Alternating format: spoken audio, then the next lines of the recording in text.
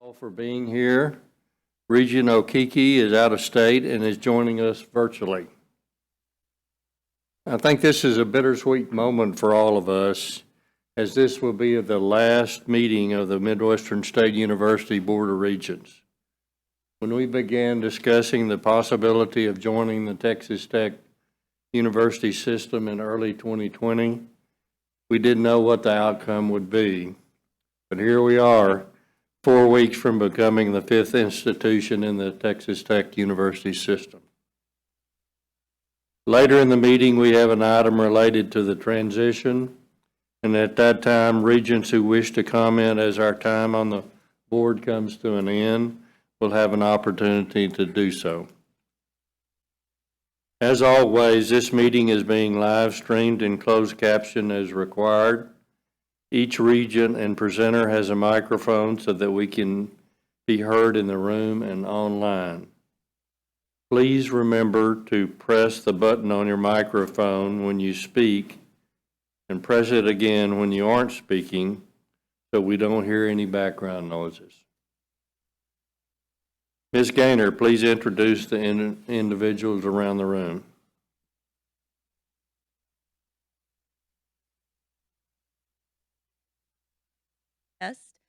Start with the first row, our General Counsel, Vice President Beth Reisenweber, Provost James Johnston, Lee Kidwell, our Chief Audit Executive.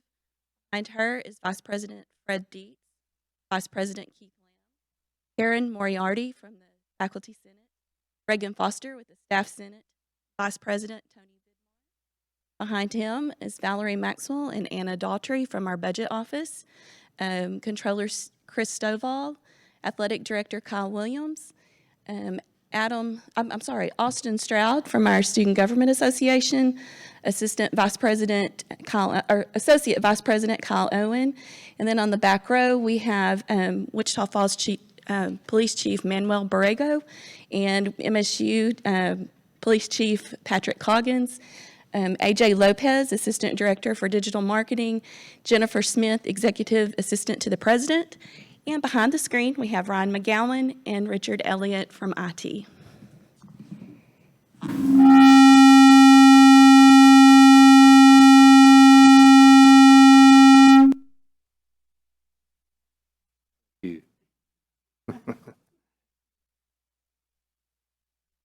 I would like to also extend a special welcome to the new MSU student regent, Amanda Threlkill. Amanda is a senior at MSU pursuing a Bachelor of Business Administration degree with a double major in Accounting and Management Information Systems. She is a member of the Red Wine Honors Program and was recognized as a Clark Scholar in 2019 and the Hardin Scholar in 2020. Amanda, while you will have the distinction of always being the individual with the shortest term on the Board of Regents, we are pleased to have you with us today. We provide an opportunity for public comment concerning agenda items at the beginning of each meeting. Ms. Barra, has anyone signed up to speak? No, they have not. If not, we will proceed with the agenda. Our first item is 21-92, the approval of the minutes of our May board meeting. Are there any additions or corrections? If not, they will stand approved as presented. The next item, 2193, relates to the minutes of this meeting. Since we will not meet to approve the minutes, it is recommended that the board authorize me as chair to approve the final meeting minutes after the board secretary signs in. Is there a motion to approve that recommendation? So moved. A second? Second. All in favor? Any opposed? The motion carries. Item 2194 is the Texas Police Chiefs Association Foundation recognition. Vice President Lamb, please present this item and introduce our special guest.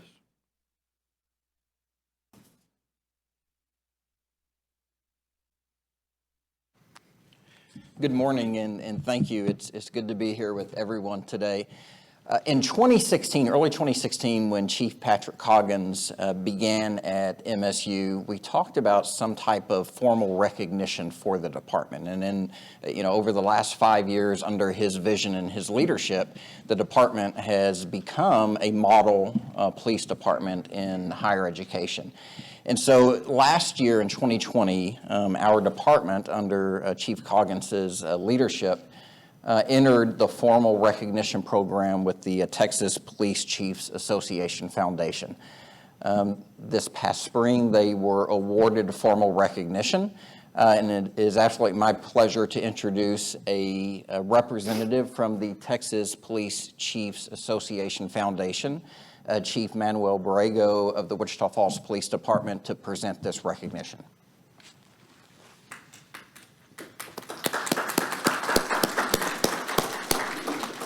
Thank you, Dr. Lamb.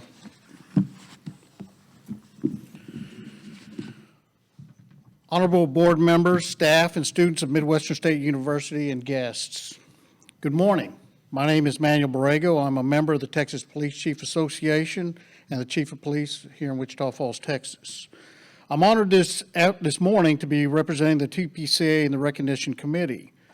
The TPCA is an association made up of over 1,400 professional law enforcement executives throughout the state who are dedicated to improving the delivery of police services. I'm here this morning to present Midwestern State Police Department a certificate of recognition for achieving compliance with Texas law enforcement's best business practices. Several years ago, the Texas Police Chief Association developed an accreditation program for Texas law enforcement. Many of you are already aware of accreditation program, as this university goes through one. These programs are professional excellence that require independent proof of compliance with a set of rigorous standards. The Texas BEST program is an accreditation program that has 170 challenging standards for Texas law enforcement. These standards address a full range of law enforcement operations such as use of force, protection of citizen rights, vehicle pursuits, officer training, arrest, search, and seizure, patrol and investigative operations, property and evidence management, just to name a few. The program has become the new gold standard for professional law enforcement in Texas, and agencies across the state are working diligently to meet these requirements. This is a voluntary program that the agency chose to participate in. Approximately 2 years ago, Chief Coggins and Midwestern State University Police Department began the process of proving its compliance with these difficult standards. And they approved their compliance to well-trained independent assessors. This was not a simple task. The agency had to do a complete audit of all its policies, procedures, training, and operations in order to meet these standards. The process culminated in May of this year when 2 trained assessors, police executives from other parts of the state, made an on-site inspection of the agency. These assessors interviewed staff, inspected facilities in operation, rode with field officers, and they ensured compliance with all standards. Their report was then sent to the Recognition Committee, comprised of 9 serving police chiefs from around the state. They reviewed the reports and unanimously voted to award recognition status to Midwestern State University Police Department. During this process, the Midwestern State Police University PD has proven that it meets or exceeds all standards. There are currently over 2,700 law enforcement agencies in Texas. Today, we officially recognize the Midwestern State University PD as the 174th recognized agency in the state of Texas. And that deserves it.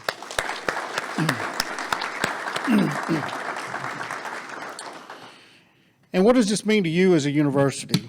The recognition program assures the board and the citizens of Midwestern State University that your agency is operating in a manner that reflects the current best practices of Texas law enforcement.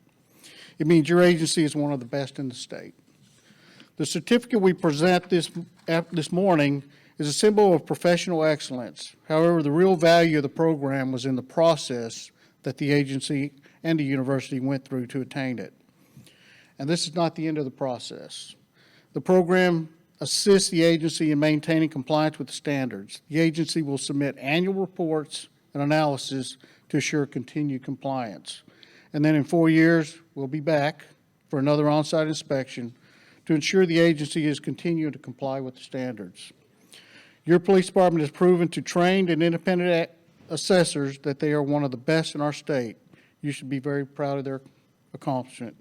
Chief Coggins, will you come forward and accept your award? To all that see this certificate, know that Midwestern State University Police Department, having fulfilled the necessary qualifications and mandatory requirements of the Texas Police Chief Association by voluntarily proving their compliance with the Texas law enforcement best practices, the Texas Chief Association Foundation Board of Directors do hereby award Midwestern State University Police Department a certificate of recognition effective this 18th day of May 2021 through 2025. Thank you, Chief. Thank you. Thank you. Thanks, Chief. Chief Coggins, on behalf of the Board of Regents, congratulations to you and the MSU Police Department for doing the work necessary to receive this recognition. We appreciate you. Thank you, Mr. Ayers. That's much appreciated. I told Dr. Lamb I'd limit my comments to 30 minutes. So, no, but the lion's share of the credit goes to the men and women of the University Police Department who over the last year put in a tremendous amount of work to make this possible. So I greatly appreciate their efforts, and I appreciate the support of the MSU administration. Thank you. Thank you.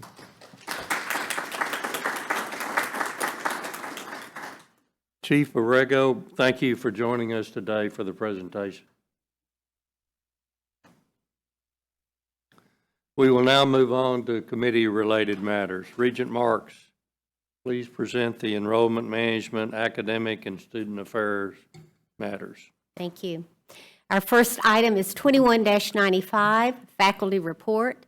We are pleased to have the new chair of the Faculty Senate, Dr. Karen Moriarty, to provide the report.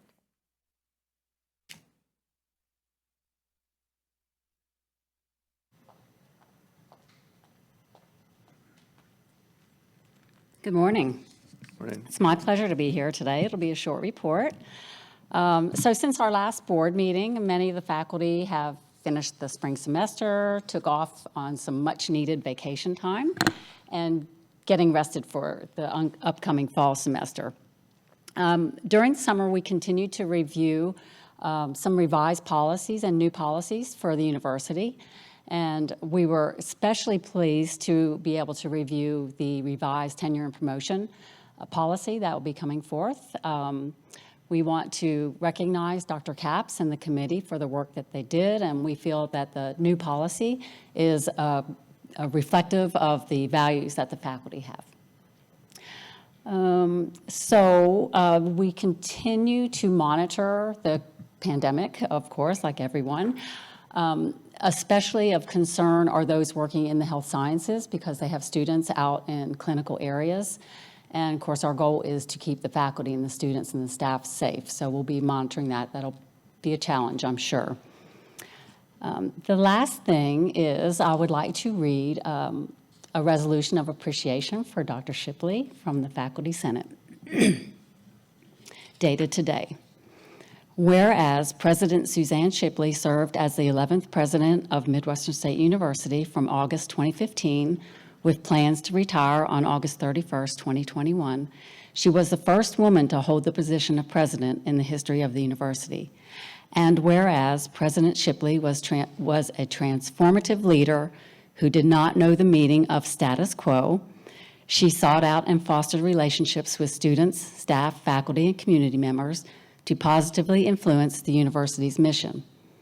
And whereas she led the university through many challenges, including threats to free speech, budgetary constraints, and a worldwide pandemic, Dr. Shipley never lost sight of the university's mission. And whereas President Shipley turned challenges into opportunities by creating an environment of dialogue and inclusivity, often recognizing and promoting talents in others. And whereas President Shipley enhanced the physical environment of the university campus with the completion of Centennial Hall, Legacy Hall, a mass communications wing, and extensive improvements in Moffett Library and Bridwell Hall. And whereas President Shipley guided the university into a new era of promise and growth with the inclusion of Midwestern State University into the Texas Tech University system.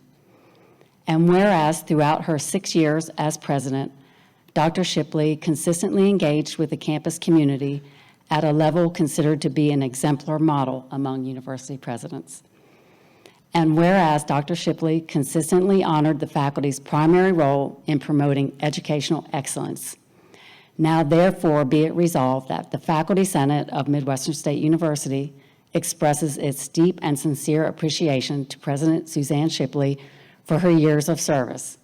And be it further resolved that the Faculty Senate wishes President Shipley and her husband, Randall Wadsworth, much peace, happiness, and joy in the next chapter of their lives. Thank you.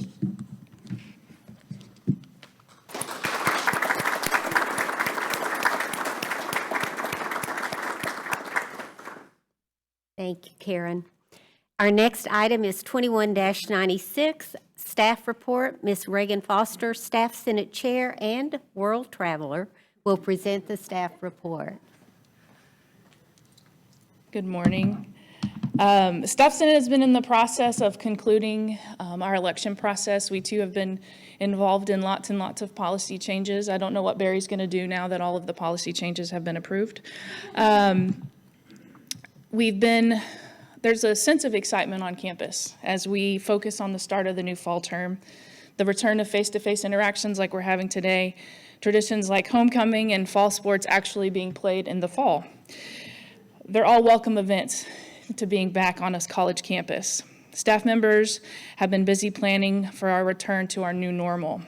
We have been participating in numerous orientation sessions, assisting in forming the university budget, but staying ready to adapt at a moment's notice because we really don't know what's coming next. As we move into this time of transition and historic change for our university, the staff will continue to stay focused on fulfilling the mission of the university while serving the needs of our ever-changing student population.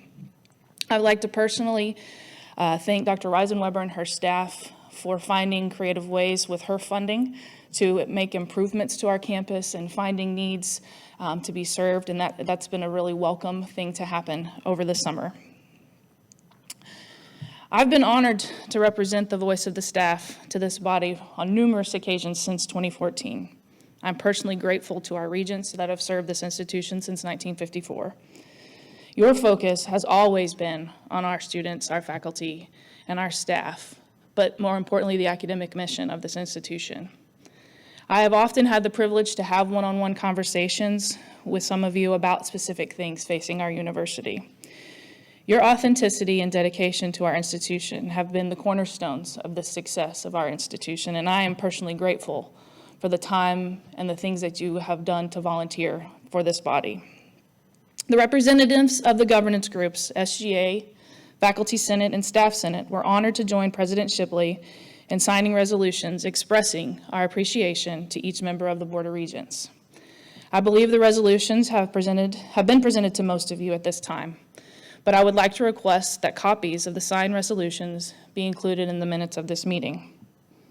In doing so, the minutes will record the sentiments expressed in these documents and provide evidence of our appreciation to the Board of Regents.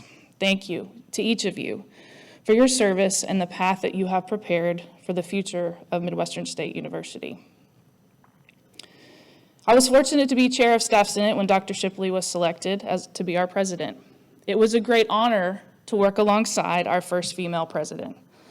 Dr. Shipley focused on creating a climate of transparency while dealing with complex issues. During her tenure as president, we approached matters like campus carry, budget constraints, strategic planning, diversity and equity concerns, and even a national pandemic with open, honest, and frank conversations. Dr. Shipley has fostered a shared governance to ensure that everyone has a seat at the table, and she never wavered on that. She was a national leader in COPLAC. She chaired the Lone Star Conference President's Councils. She envisioned and brought to life the first and most successful comprehensive campaign in our university history. Dr. Shipley always concentrated on the well-being of faculty and staff, especially during times of sadness and tragedy. But I think she will most be remembered for her engagement with our student body.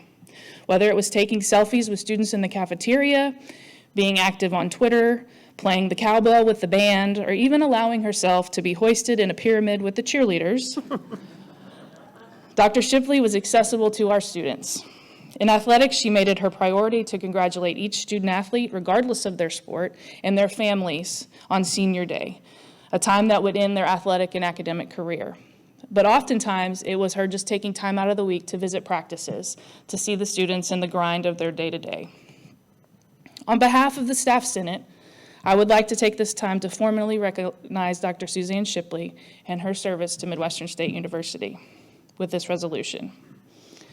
Whereas President Susan Shipley has served as the 11th president of Midwestern State University since 2015, a period of 6 years in which the university has gone a tremendous change.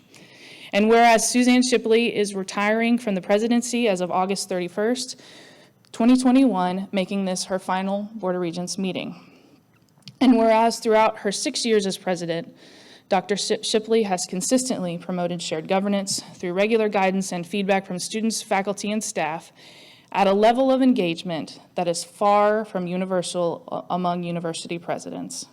And whereas Dr. Shipley has consistently honored the staff's primary role in promoting the university's mission, therefore be it resolved that the Staff Senate of Midwestern State University express its appreciation to President Suzanne Shipley for her years of service. And be it further resolved that Staff Senate wishes President Shipley, her husband Randall Wadsworth, and even Peaches many fine adventures in the next chapter of their lives. Thank you.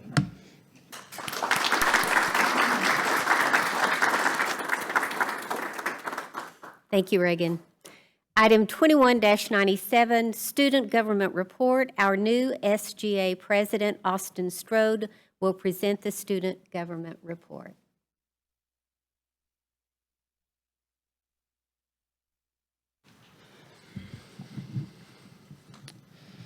Good morning. I want to start off this report by telling the board how excited the student body is for the upcoming semester. While we still might be uncertain about how COVID will affect this fall semester, one thing is for certain is that students are ready to be back on campus. I would also like to make note of the work my fellow executive officers and I have been doing over the summer. We have been working with faculty and staff on various projects, both big and small. One project we have been working on is with Laura Hedrick from the Title IX office to help promote campus resources and help her with her upcoming consent day. We are very excited about future projects too with her office that we will be doing. As an exec board, we have also decided the values for SGA in the upcoming year. These values are promotion, or promoting campus resources, safety, compassion, and inclusion.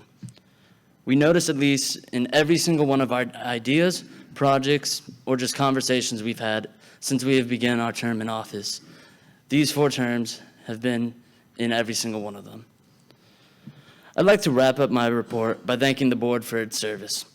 I know every student is excited about the new Bridwell Activity Center, and yet still, I would like to shed light on past projects, from the construction of the Centennial Hall to the remodel of Moffett Library and the construction of Legacy Hall, just to name a few.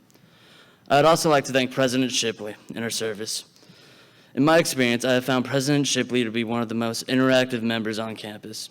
It seems as if during the semesters, President Shipley is constantly interacting with the students on campus. The student body has been happy to have you serve as president, and while we are sad to see you go, we would like to congratulate you on your retirement. Are there any questions in regards to anything in my report? All right, thank you very much.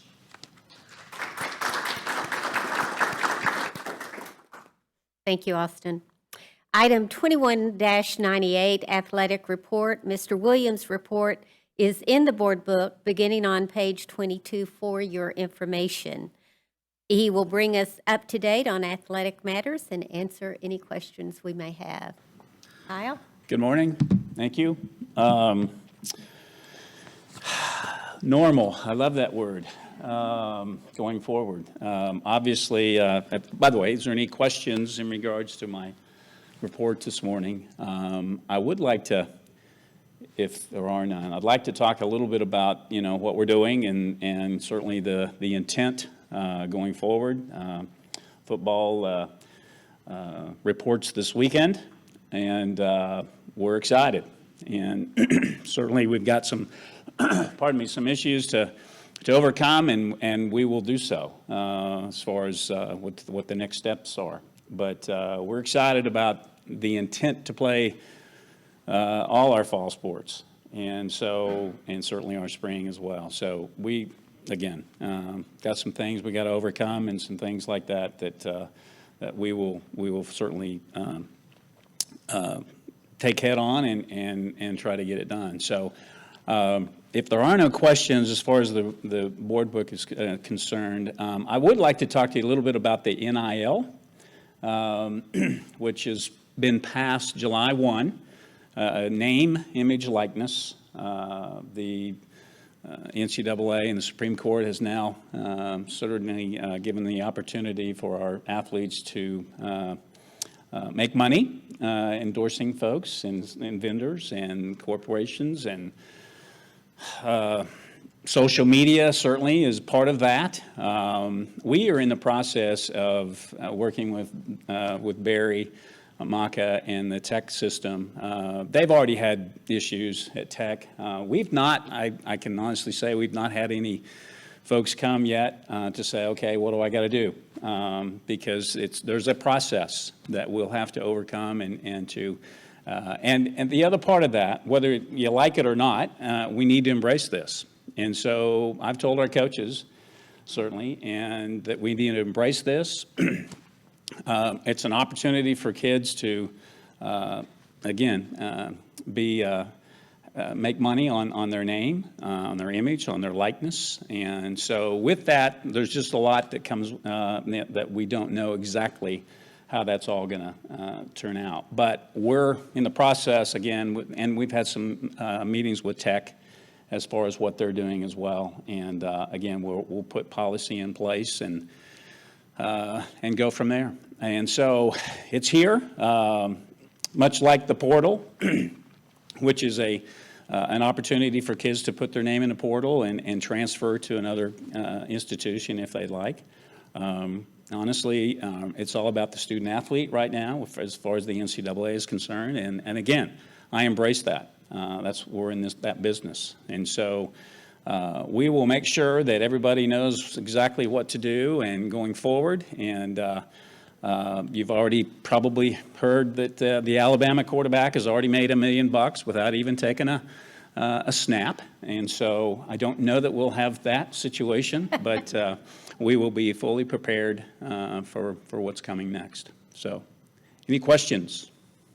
I know that's a short version of where we are, but here we are. So any questions? Thank you, Kyle. I think we are all looking forward to a new normal and being able to attend all these special events. If I may say something, Regent Marks, I want to thank Dr. Shipley. I do want to thank you for the opportunity and the chance you took on me 4 years ago. We've been through a lot together, and I appreciate it very much. So thank you. And a good decision at that. Item 21-95, Enrollment Management Report. Vice President Dietz' report is provided in the board book beginning on page 24, including the summer 1 and 2 enrollment. He will highlight a few topics and answer any questions we may have. Thank you, Madam Chair. And just to start, our goal is to make Dr. Shipley cry today. So, and Dr. Shipley, I want to thank you too for the opportunity. You've been a great mentor and leader. And I do want to thank the board as well. Incredible guidance and great grace under a lot of difficult situations. So thank you. Happy to talk about enrollment, and I think Reagan and Austin and Kyle both touched on it nicely in that hopefully the normal for the fall. Enrollment around the country, around the state, is also mirrored here at MSU. We are right now in a pretty comfortable, I shouldn't say comfortable, but I think a good position moving forward. We are anticipating some growth this fall. And to let you know briefly where we are right now, new class looks really strong. We're optimistic about it. New freshmen, new transfers, new stop-outs to the university. Returning students are lagging. That seems to be where we're hearing this nationally and also throughout the state of Texas. Dual credit is really going to explode here with MSU, and so we're pleased with that. We do see our enrollment potentially being as high as 6,000 in the fall, but in that 5,900 to 6,000 range. So we're really pleased with that. A lot to do over the next few weeks with dual credit and ensuring everybody has what they need, but that'll play an important role in fall enrollment. So we're really eager to see where we come out in the fall. Any questions on enrollment that you might have? Okay, thank you. This item is presented as a point of information only. Item 21-100, admissions test score, optional. Information regarding this item is in the board book on page 18. Mr. Dietz, please report the administration's recommendation. Yes, thank you. So this is a continuation of being a test optional institution. This really came about last year, and it came about fairly late into the fall 20 class. And so when we implemented that, not a lot of students really came to the institution who were test optional. We continued it for fall of 21.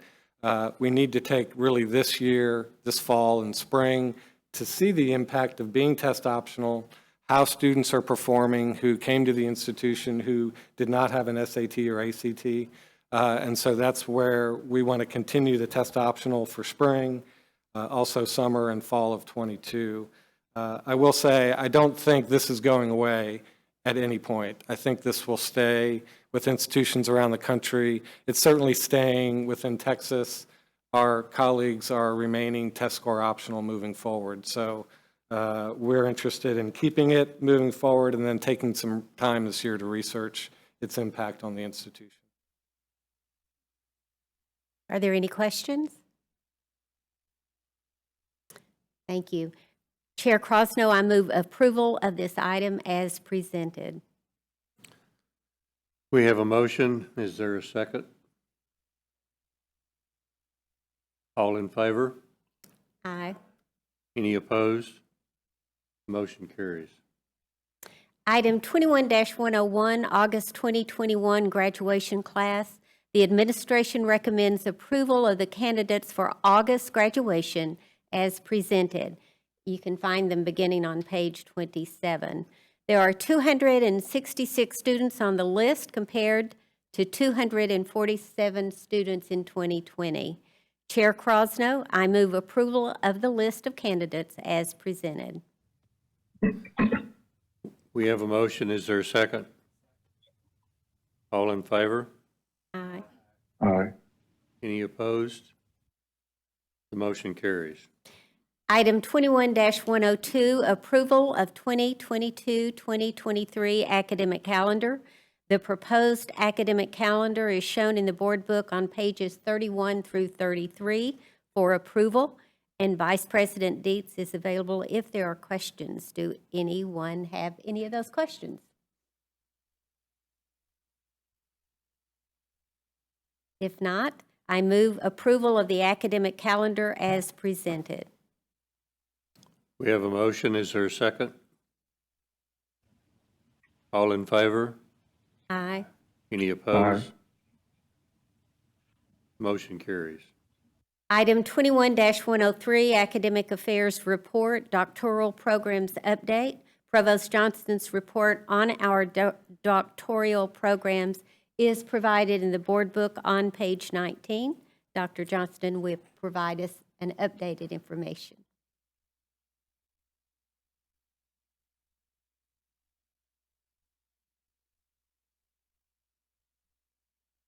Sorry.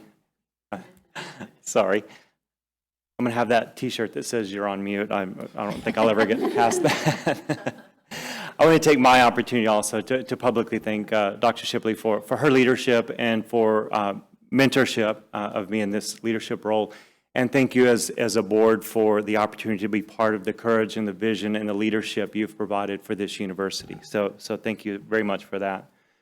The doctoral program, I know I've said this for I think the last 2 meetings that we have final approval of our doctorate in ed leadership, and the U.S. Department of Education has required that SACS COC follow up all virtual approvals with one brief on-campus check. The vice president from SACS COC that is assigned to us rolled that into a change of governance on-site visit in October, so it's just one more box to check, but all of those are done. The site visit for the proposed PhD in radiologic sciences was in May. There's a very protracted response timeline for those. The site team had 30 days to submit their report, and then we have 30 days to respond. And then, so all of that is done, and it is with the staff of the Texas Higher Education Coordinating Board. So we're waiting next response and steps for them on that doctorate. So that one is still ongoing. Are there any questions? This item is presented as a point of information only. Item 21-104, Department Reorganization and Name Change. Dr. Johnson, please review these recommendations. I think you can find that on page 19. Thank you. These changes represent reorganization and improved efficiencies within the West College. You'll recall a number of discipline-specific bachelor's degrees in education that were approved by this board. The addition of the doctorate in ed leadership. So this restructure helps provide appropriate oversight and the incredible accreditation reporting demands within the West College. And so it's just representing that change in oversight and efficiencies.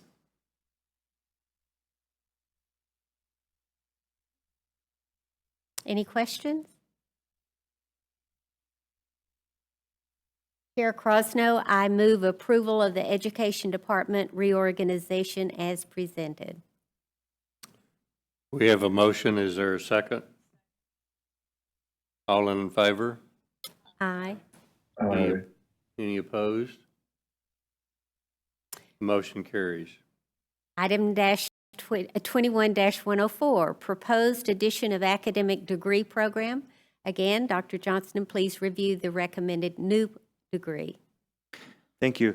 This is one we're excited about, and it reflects changes along this line. This bachelor's in industrial technology is a response to regional demand for individuals with this type of degree. It also represents additional opportunities for students that we attract and recruit to MSU. For example, those that might be interested in mechanical engineering, for whatever reason, change their mind or change direction. This is in a similar path and would be appealing to students who may also be interested in mechanical engineering. We have a concentration of a version of this within our BAAS. You may recall that industrial technology emphasis.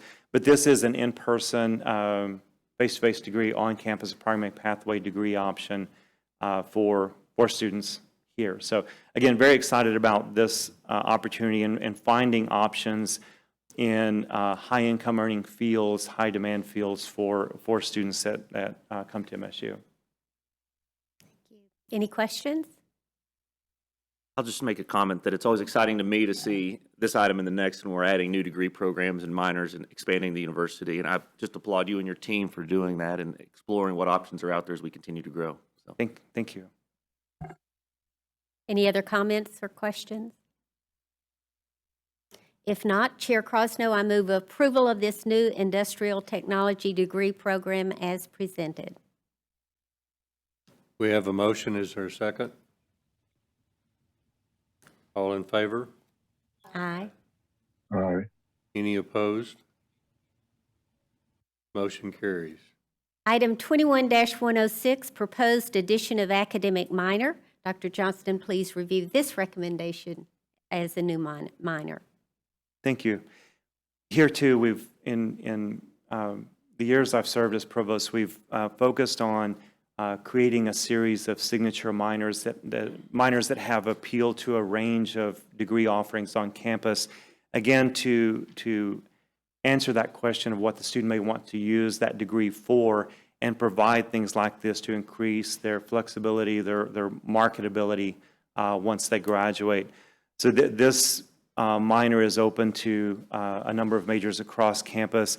Normally we think of maybe geosciences or mechanical engineering, but also our business majors, some in communication fields. There are a number of degrees when you really start to think about and see the unique career paths of some of our students, and this reflects that effort. So very excited to have this one on. Any questions or comments? I'll ask a quick question, Nancy, kind of in, excuse me, correlated to my last comment, Dr. Johnston. What is the decision-making whether petroleum engineering becomes a minor or a degree plan? Is it the resources of the university? Is it the experience of like the facility resources? Is it the experience of the faculty that are currently here? So specifically, why would we choose it to be a minor as opposed to looking at it as a degree plan? Some is just that it's sometimes the resource and the expertise we have here, but part of that is demand also. So if we saw, for example, a huge influx of students, a huge demand for this, we would explore through a needs assessment the changing of this to a full degree. The coordinating board is also mindful of that and monitors, a new degree program that it has sustainability and it has marketability for the students we would graduate from it. So this reflects that and part of that initial step. I think the added advantage of creating minors like this, and we may have majors in some disciplines and create a minors version to, again, with a minimal amount of additional coursework, allow a student to add this to their resume, and again, that marketability when they walk out the door. Any other questions? Chair Crosno, I move approval of this new academic minor in petroleum engineering as presented. We have a motion. Is there a second? All in favor? Aye. Aye. Any opposed? Motion carries.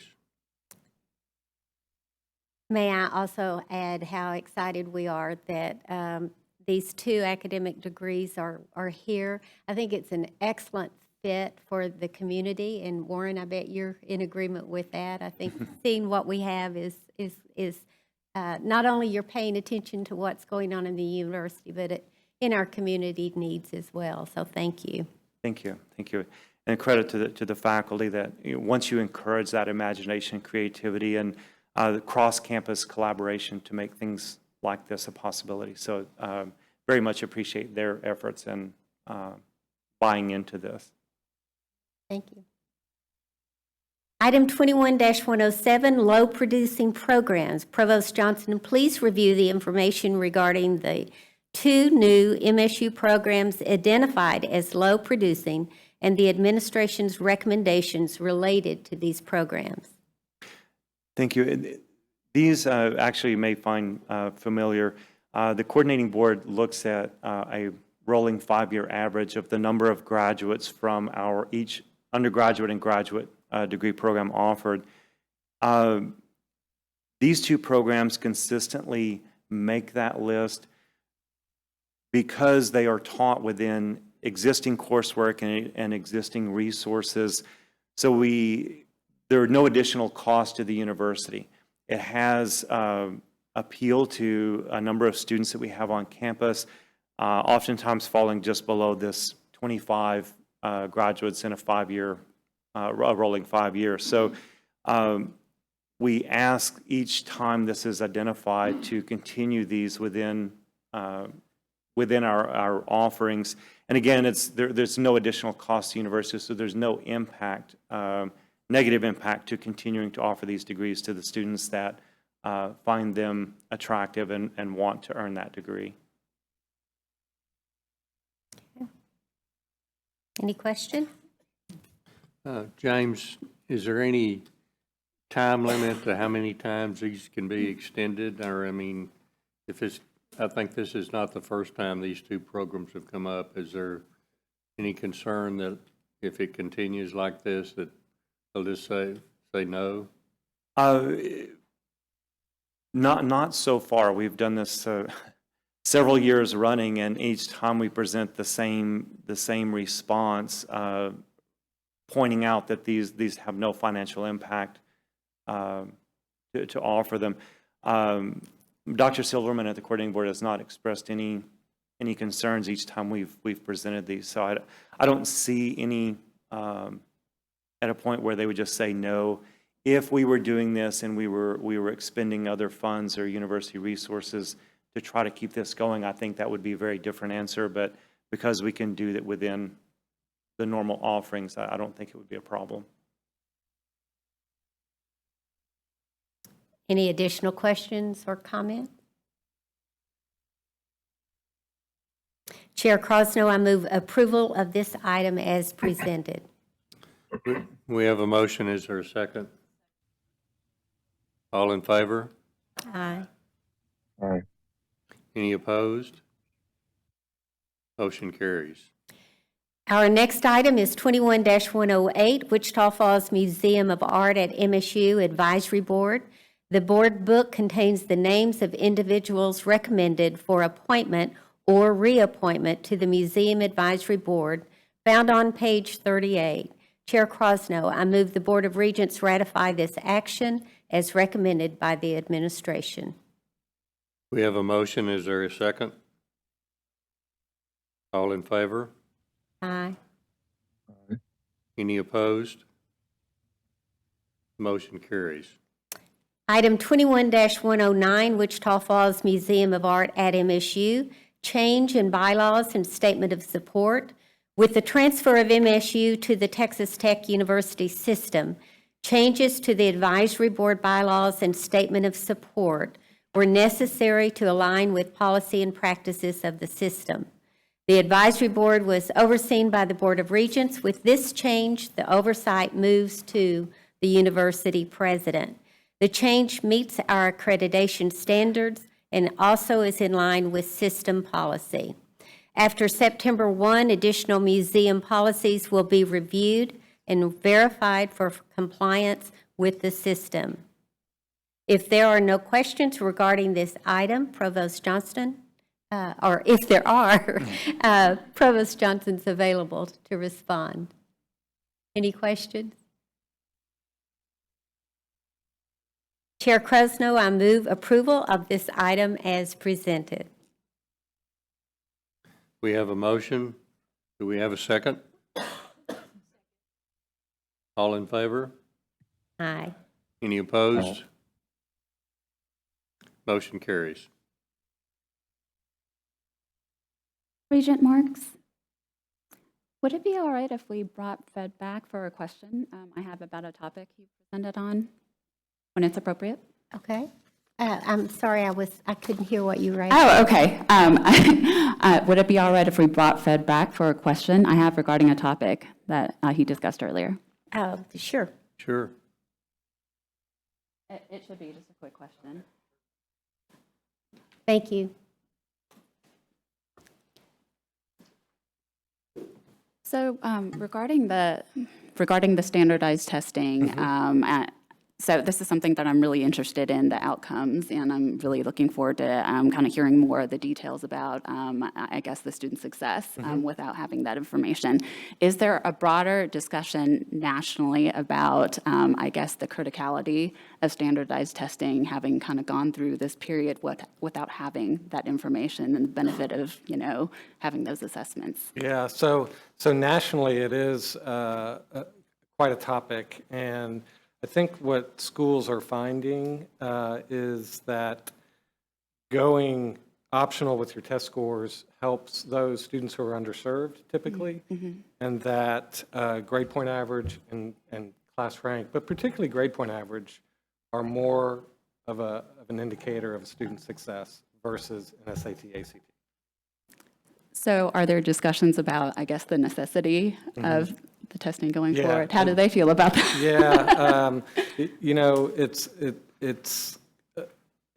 really leaning more towards remaining test score optional. Schools are more in favor of that. A couple of reasons. One is test scores don't predict success. But it's also, at times, can be a barrier for enrollment. Students having to take it, sign up for it, it costs, and so that's also a contributing factor to that. Okay. Yeah. Thank you so much. I Sure. really appreciate that. Thank you.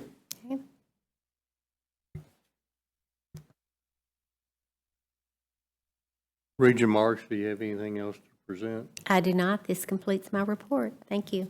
Thank you. We will now move on to the finance and facility matters. Regent Ayers. Thank you, Chairman Crosnell. Our first item of business is item 21-110, summaries of financial support and campaign. Before Vice President Vidmore comes up to review his report, here are a few highlights of gifts given since our last meeting. Mr. Jimmy Worley established the Worley Family Scholarship for the McCoy College of Science, Mathematics, and Engineering to provide scholarships. He gave $55,000 to honor the 55th anniversary of his graduation from MSU with a chemistry and physics degree. The Aiken Music Series received additional support of $30,000 from Mr. and Mrs. Joe N. Prothrow through the Perkins Prothrow Foundation. Mr. and Mrs. Eugene Willingham contributed $20,000 to the Gunn College of Health Sciences and Human Services for the Wagner Foundation Health Sciences Scholarships. The Dillard College received 35 years and I couldn't get through. So let's go on to the campaign and the process of that. Looking at page 51, just kind of where we sit at. First of all, a couple thoughts. We could talk forever, we won't. But a campaign really is existing to increase the awareness of, the engagement in, and giving to. And we've been able to see that happen thanks to your guidance as our board and Dr. Shipley's leadership and our cabinet, our whole campus community, really. Everyone's involved in this. I'm proud to report that we've seen a catalyst for institutional pride. Think back to the MSU Texas, that brand enhancement that Julie Gaynor and her team have led so well came out of the context of a campaign. That also led to some institutional identity and pride. We've been able to take that image and not only work it in the sense of marketing for advancement, but it becomes marketing for the whole university. And that's what Ms. Gaynor and works with Mr. Dietz' team and others. We could see here as we look at 51, as of 6/30/2021, we are at $74,767,300. That's 99.7% of our new goal. Remember that we were able to see through the generosity of folks here, increase the goal officially from 50 million to 75 million. And we're very close, as you could see there. I think a couple other things to keep in mind was a goal that Dr. Shipley led us in very early in this board, embraced and set directions, was one of pipeline development and sustainability. And we'll continue to look at that. The last year or two of the campaign is about building a concept and a pipeline of new donors. It'll be probably not as many big gifts as we've talked about, but building the concept of new donors, engaging and cultivating those. We're also seeing that we're able to looking at ways we can monetize the excitement around our brand awareness with the MSU Texas, and we've been able to see that happen. I think the co-branding with the Texas Tech University system will continue to be one that this board set in motion, that will be something that will give us an additional thoughts. On page 52, you can see on the fiscal year goals doing very strong in there, anchored by a very large, substantial multi-year renewal of licenses in geosciences. Again, going back to the leadership Dr. Shipley gave us early on, was all people, all parties need to be involved in the campaign. That really comes out of, frankly, the work of an academic partnership with Dr. Scott Meadow and his years of not only being involved in the practice through Chevron, but having a PhD from Harvard in there. And he leveraged that, in a sense, for us to be able to see that. Now our students at Midwestern according to Mr. Ayers and others, are using the state-of-the-art, form of software. Very strong attainment there. We're at 7,128,000. That's 178% of that goal. Again, large gift attributed to the academic sector and their involvement in the campaign. Page 54, numbers of gifts. This is one of those reports we look at the pipeline. We're at 92.1% as of the end of June for our goal. Our goal is pretty aspirational. Not as aspirational as last fiscal year. That was a record-setting goal of all time, 3,905 gifts. But we set it in excess of what the previous fiscal years were, and we set it at 3,500. I believe we'll hit that goal, and we'll sprint to the finish. This is also very encouraging to hear, which is not only a fundraising perspective, but it's a tribute to what's going on in the universities. When you see faculty, staff giving back to their university, that's usually a pretty strong thing. We've gone from 4 years ago, 13%, to the last 3 years, including this year, over 50%.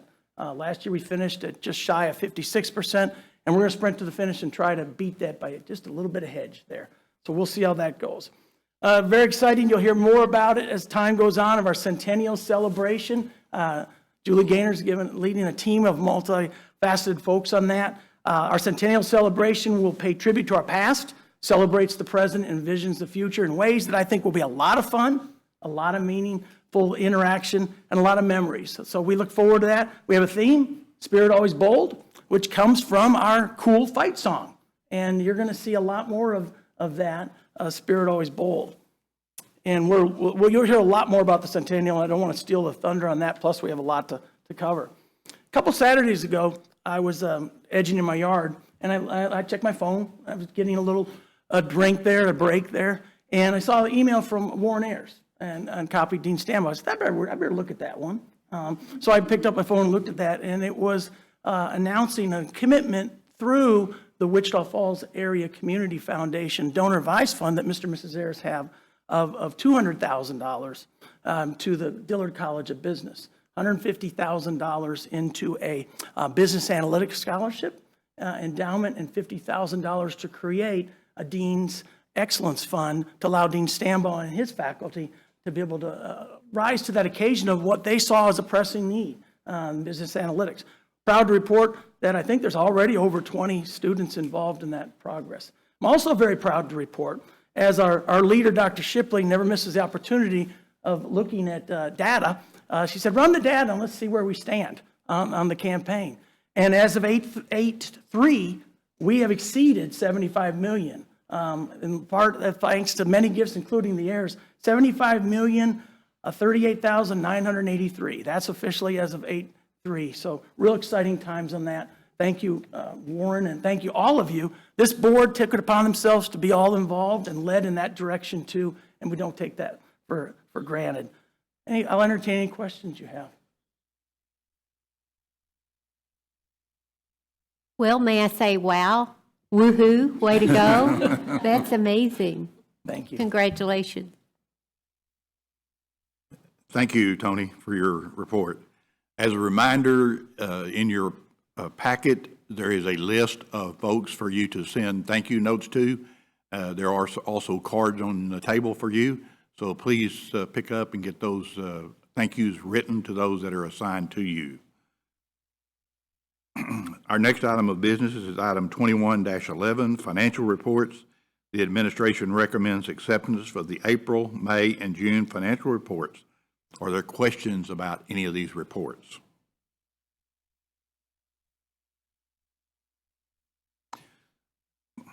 Chair Crosno, I move the board accept these financial reports as presented. We have a motion. Is there a second? All in favor? Aye. Aye. Any opposed? Motion carries. Our next item is item 21-112 and 113, investment overviews, Texas A&M University System and American National Bank updates. The updates from the A&M and American National Bank are provided in your board book. These reports are shown in place of a formal presentation. Are there any questions regarding this information? I don't have a question about the information. I do have a question. When we become a part of tech, what's going to happen here To to the investment pool that's managed at A&M? Dr. Shipley or? So I don't know how long the A&M investment will last. I'd be surprised if it lasts very long, but as part of our memorandum of understanding, we have agreement that funds held locally stay locally for the first 3 years. Okay. And after that, the intent is that if those funds will need to move under the auspices of the Texas Tech University system, who has its own ways of investing. Right. And oversight of investment for the whole system, but they have assured us that every effort will be made to replace the investments locally with other investments by tech in some other form. That was probably one of our two strongest comments we made throughout the negotiation. Sure. First, the need for a local board member, and second, the need to retain funds in the area. And that includes these A&M funds? No. Does The not American, include- American National will stay. I was trying to say with the beginning of my answer to you that I doubt that the A&M funds will stay with A&M very long. Got it. Yes. Okay. I'd be And you answered very surprised by You that. answered my next question about the American National money. I want to make sure American that- National Yep, should be got it. staying for 3 Okay. more years. Good. And I think, as everyone knows, we are in the process of merging the charitable trust into the foundation, and the foundation will continue to manage all of those funds for the foreseeable future. So Thank you. that process should end up pretty quick. Chair Crosno, I move acceptance of this report. We have a motion. Is there a second? All in favor? Aye. Any opposed? Motion carries. Our next item of business is 21-115, Investment Policy Review. Per the Texas Public Funds Investment Act, the board must review and approve the university's investment policies each year. No changes are recommended to either policy at this time, but the board must reapprove these policies. Are there questions concerning any of these items?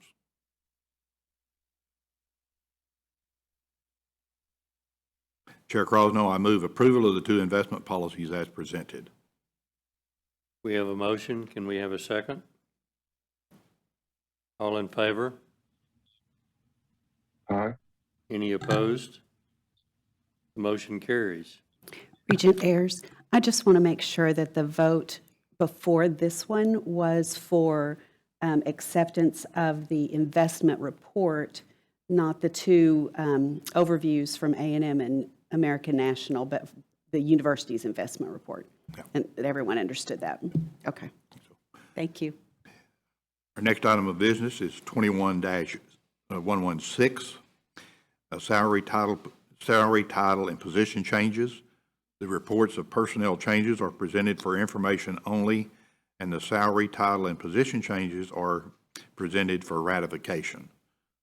Are there any questions? Chair Crosno, I move the board ratify these changes as presented. Once again, we have a motion. Is there a second? All in favor? Any opposed? Motion carries. Next item of business is item 21-117, university signature authorizations. Each year, the board is asked to approve the signature authorizations outlined in the board book. Are there any questions?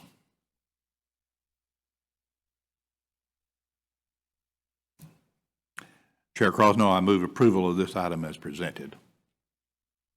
We have a motion. Is there a second? All in favor? Any opposed? Motion carries. Our next item is 21-118, approval of broker dealers, investment vehicles, and asset holding accounts.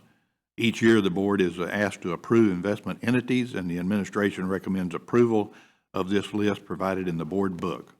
Are there any questions regarding this item? Chair Crosno, I move approval of this as listed as presented. We have a motion. Is there a second? All in favor? Any opposed? Motion carries. Next item of business is item 21-119, campus construction update. The board book includes project status reports, a report on smaller construction projects, and photographs of current projects. Mr. Owens will provide information regarding these current projects. Kyle, you're up. Thank you. Well, we'll start covering some of the smaller projects we've been trying to update over the summer, starting with the Bridwell 108, the conversion to a kinesiology lab. This is the existing lecture hall. It's a tiered seating with fixed seats in it, and then we removed all the seats and filled in the tiered foundation. We've since removed all of the ductwork that's shown in this picture, put in new ductwork, got about half the ceiling grid installed. The walls now have sheetrock and plywood around them, and we're currently waiting for delivery of the basketball goal as well as the flooring to complete it. The project that we should get those over the next couple months, and so it should be ready for use by early November, although the plan was to have it ready for the spring semester, so we should make that no problem. Next, we had a refresh of the student lounge on the second floor of Prothero Jaeger. It's at the south end. The pictures don't really show this or do it justice. You could probably tell that we did change the carpet out. There's a pretty good worn path between there's a stairwell off to the left there to that corridor.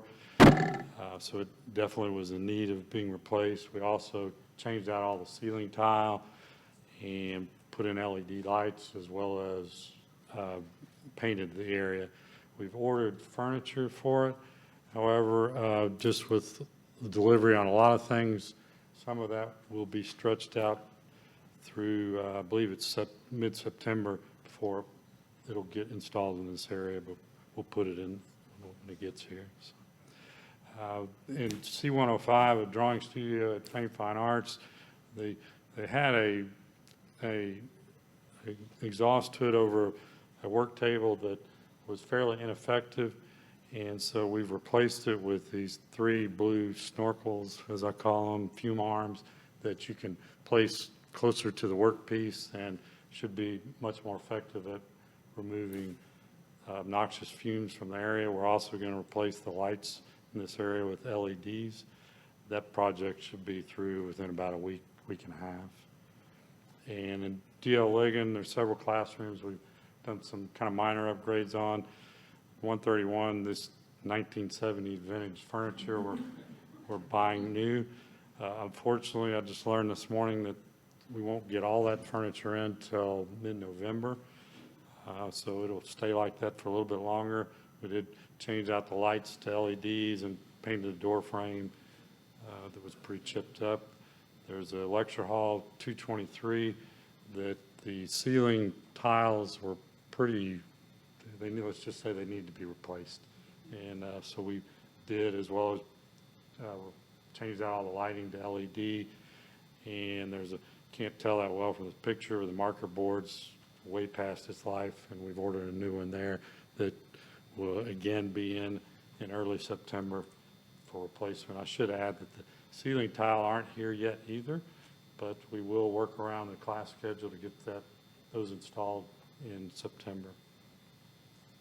And that's it. If anybody has any questions. This item is presented for information only and no action is necessary. Item 21-120, Bridwell Activity Center project budget increase. Information regarding this project is included in the board book. Mr. Owen, please review this item and present the administration's recommendations.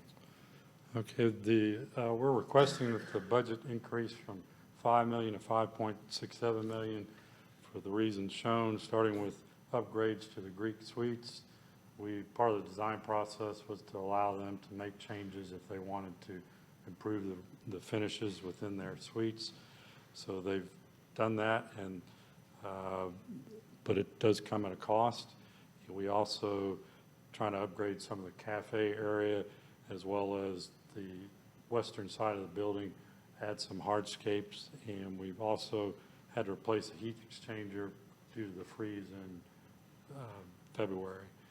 We want to pretty much double the FF&E budget, although it was rather low originally, so that's a more realistic number for us, I think. And then contingency, you may recall. Kyle, will you stand closer to the microphone, please? Sorry, the angle gets really blurry on my. That's okay. Anyway, you may recall in last December we had issues with the piping underneath the slab that it did not meet or didn't match the as-built drawings, and so we had to basically stop production for about a month while they re-engineered the routing of those lines and at a tune of about $50,000. We also have want to add some additional heating to the second floor because that area will not be occupied, and we don't want to have anything freeze next time it gets too cold up there. We're also increasing the size of some of the chill water lines in order to be able to ensure proper cooling on the first floor.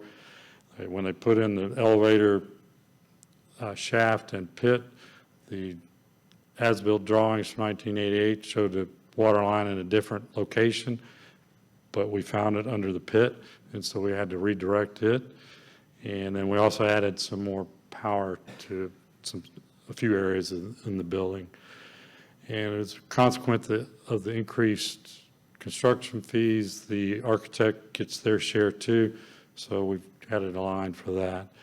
These all will be funded by Chartwell's, as well as HEAF money and the income or investment income off the original gift. As far as the status of the building, most sheetrocking is almost completed. This is a typical Greek suite with all the HVAC ductwork in place and sheetrock on it as of about a month ago. Next slide. This is the elevator shaft and pit and the framing that's around it that has since had sheetrock placed on it. And this is the southern portion of the building where the offices are. This too has been sheetrocked. We are currently, the curtain walls, basically the large glass windows on the outside of the building, were supposed to have been here at the end of July, but they still haven't given us a date for when they will ship them.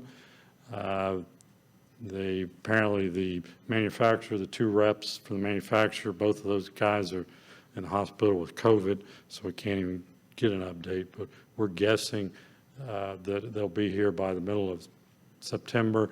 And if that's the case, we still will have the building for use in January for the spring semester. Any questions? Chair Crosno, I move approval of this item as presented. We have a motion. Is there a second? All in favor? Aye. Any opposed? Motion carries. Thank you, Kyle. Thank you. Our next item of business is 21-121, operating budget for fiscal year 2022. The administration recommends approval of the operating budget for fiscal year 22. You have had the opportunity to review the proposed budget and the budget highlights and other budget information included in the board book. President Shipley will make opening comments, and Vice President Reisenweber will make her presentation. President Shipley. Thank you. I just wanted to take a moment and publicly acknowledge the great work of our campus during this past year. Everyone was cautious with spending because we were aware that by working together, we wouldn't see furloughs, we wouldn't see reductions in salary, and the many things that could happen in a pandemic. And so it took discipline by every member of the campus community. And what I like about that is that discipline is extending not only into the budget you'll see for this year, but into the next 2 years. Dr. Reisenweber is firmly convinced that planning 2 years forward is a better approach than a single year at a time. And while you'll only see one budget, a lot of the decisions we've made are multi-year decisions. Finally, I'd like to say that the centerpiece of this budget, as recommended by our Budget Oversight Committee, is a salary pool increase of 3%. That's paralleled by a decrease in employees at the university that we've consciously made in order to shrink our budget in a time of uncertainty. But our decision to do so is linked with wanting to reward the people who stay here and are working harder and who don't know what the coming year will look like and who helped us succeed in the last year. So that 3% salary pool includes a merit or across the board increase of 2.5% and then some equity adjustments of 0.5. So I'd be happy to hand it over to Dr. Reisenweber. Thank you. Good morning. I appreciate the opportunity to provide highlights of the fiscal year 2022 proposed budget. This budget is the result of many, many months of careful deliberation, budget presentation, and collaboration. If you have any questions as I go through these slides, please do not hesitate to stop me and ask. The budget planning process is a collaborative one here at Midwestern State University. The Budget Oversight Committee is a group with broad representation across the university. These individuals are charged with advising the President and the Cabinet on all things budget planning and development. I want to lift up their great work. They spent the last academic year engaged with me and the budget team in deliberations, thinking about strategic priorities going forward, both for this year, 22, and in actually 3 years out. I appreciate the talent and the expertise they shared with me and the many meetings we've had, especially in the last few months, in developing the budget presentation and the budget document that we have in front of us today for your approval. I also want to recognize the budget support team. Valerie Maxwell is our Director of Budget. She has been leading this for 30 years. The dedication and extraordinary effort is amazing, and I appreciate it. Anna Doherty is our Associate Director. Additionally, Kaylin Miracle is the newest member of our team. She's a budget analyst. She's a newly minted Midwestern State University graduate and a Pretty Scholar. Anna and Valerie are in the room today. I'd like them to stand so I can recognize their great work. Thank you. This is not an easy task, but I think we have a very solid plan we're presenting to you today. On this diagram, you see 4 concepts that inform the work of the Budget Oversight Committee. On the top left, it says realign resources to priorities. How do we spend our money where it matters most? Being mission-centric for the needs of the institution, maximizing the impact on the student experience, and elevating the quality that our instruction is known for. The top right, resources to smooth fluctuations. There are 2 examples we're using here in this year's budget. The first one is really using carry forward fund balances, which is basically budget savings from this year will help us manage in 2022. Additionally, federal HERF funds. HERF stands for the Higher Education Emergency Relief Fund that has come to us through the federal grants during the pandemic. We had the CARES Act, CRISA, and now we're working under the American Rescue Plan Act of 2021. The HERF funds have provided significant resources for both the institution and our students during the pandemic. We will be using the HERF funds both for fiscal year 2022 and for 2023. The bottom right, investments in growth and technology. When I speak of growth here, I am speaking specifically about enrollment growth, both for new student recruitment and for retention of our current students. An example in using technology for supportive growth is with the EAB retention tool on the bottom right that I note. The EAB retention tool is known as Navigate. It's a software tool that students use with their advisors and faculty. And I'm happy to report that almost 3,000 students at MSU currently use this tool. We rolled it out beginning last year, so it's fairly new, but it's been a remarkable adventure. It's a great tool, and we expect that it will improve retention. Bottom left, restructure and reimagine talent. The largest single expenditure at the university is compensation costs. The university is all about its people in serving our students. So how do we invest in compensation? How do we maximize talent? How do we recruit and retain this talent in serving the institution, its mission, and its student? Front and central to the work of the BOC and our top priority in informing this budget. On the next slide, we have a summary for the fiscal year 2022 budget. It totals almost $124 million. That represents a $2.3 million increase, or 1.9%. So it's a modest increase. It's based on fall enrollment for 2021 of 5,930 students. This is a conservative number. We believe it's doable, so we're building our budget on what we expect is doable in terms of tuition and fee revenue. That's very important because that informs then the expenses that we put into the budget. We do know that Flower Mound continues to see double-digit growth, and as Fred Dietz mentioned, the dual credit is going to exceed expectations and is growing substantially in 2022 and beyond. The 5,930 figure compares to the fall of 2020 with a 1.2% increase, so a modest increase there also. This goal, however, the budget is not the goal of our enrollment team. They have an aspiring goal, as Fred alluded or mentioned. I think you named it, Fred, 6,000 and then some. So this is informing the budget, and we build our budget conservatively. So any change in the budget is on the upside and is positive news. With the completion of the legislative process in May, we know for the state biennium, our state appropriation funding for MSU is going to be reduced by $528,000 per year. So we built that into our budget for the new year. We're utilizing carry-forward savings of $1.5 million, so savings this year that will help the following year. The HERF funds will provide $3 million of grant support from the federal government for 2022.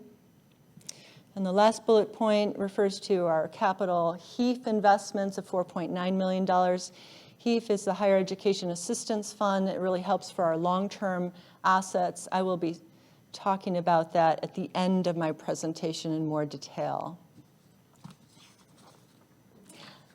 This chart basically shows 10-year look of budgeted sources. It really just reminds us that tuition and fee revenue is the single largest source, followed by general revenue on the left, which is coming to us from the state appropriation.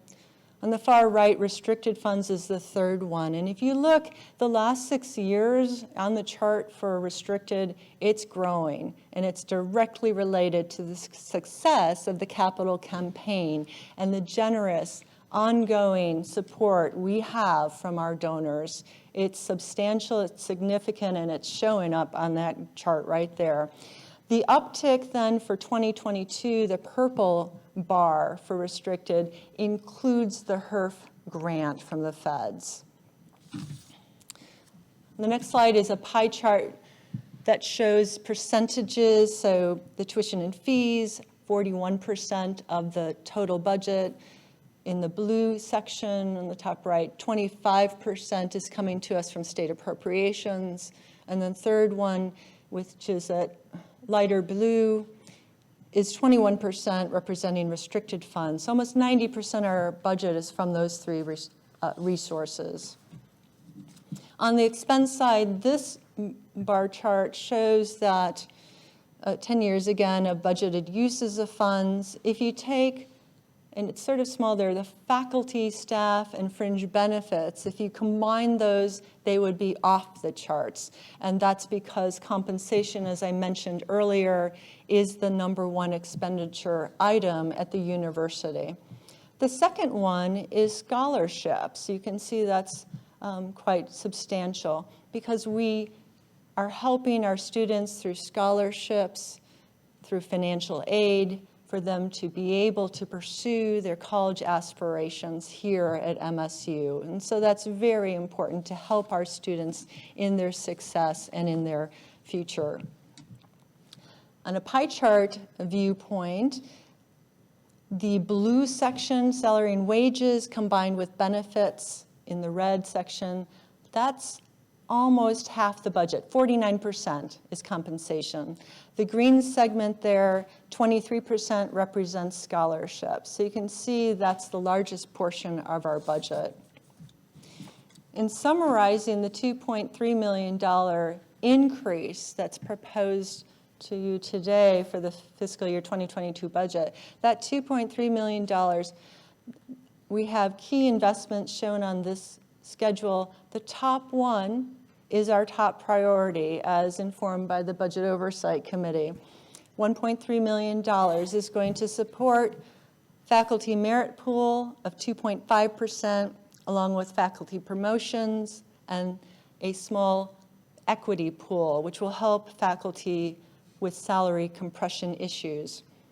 Salary, on the staff sides, there's also a 2.5% increase, and we'll be funding the final year of parity adjustments. That was a 4-year plan, began many years ago, and we're really excited to finally be able to fully fund the last piece of that plan.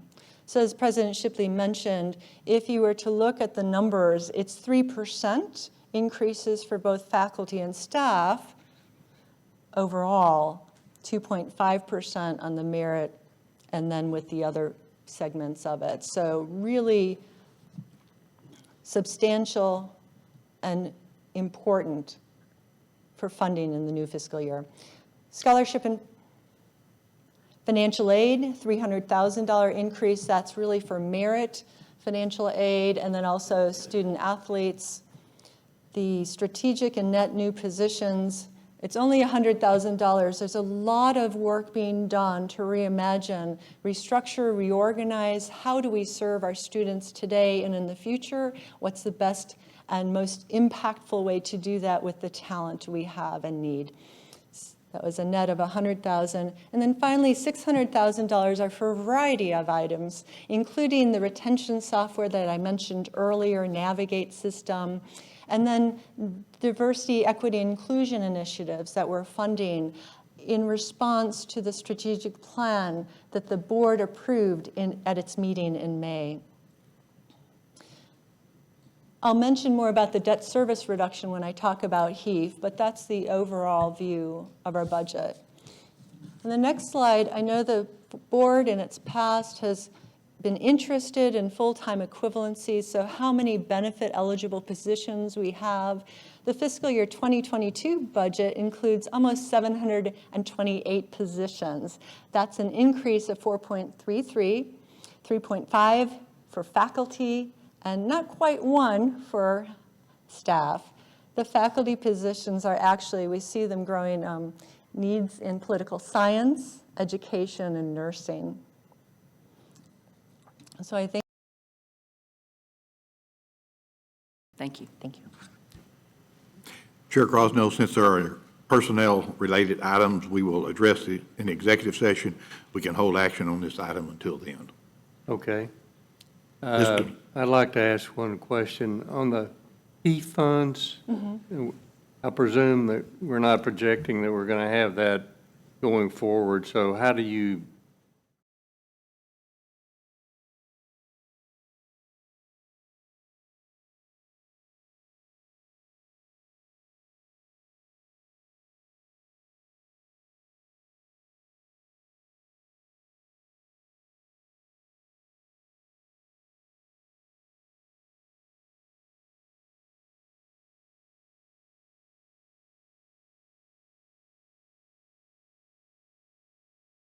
out available to us. They've been substantial. So the HERF funds are, we've been managing, like President Shipley said, longer term and using those funds and actually having them available for future. Does that answer your question, Chair Krasner? Maybe. Well, I think one thing the chair and I talked about is where we did expend them in this year, we tried to make those expenditures focused on one-time funding. So investments in technology and hygiene and all the things related to COVID. And so we tried not to embed them, in my opinion, I thought. We were trying not to embed them in the budget in an ongoing way because we knew they wouldn't be available to us forever. Right. And I will say that with the HERF dollars allow us to recover lost revenue because we've been so prudent in how we've been using our expenditures and covering that with generated revenues. We actually have funds available to future years because of the amount we've been receiving from the federal government.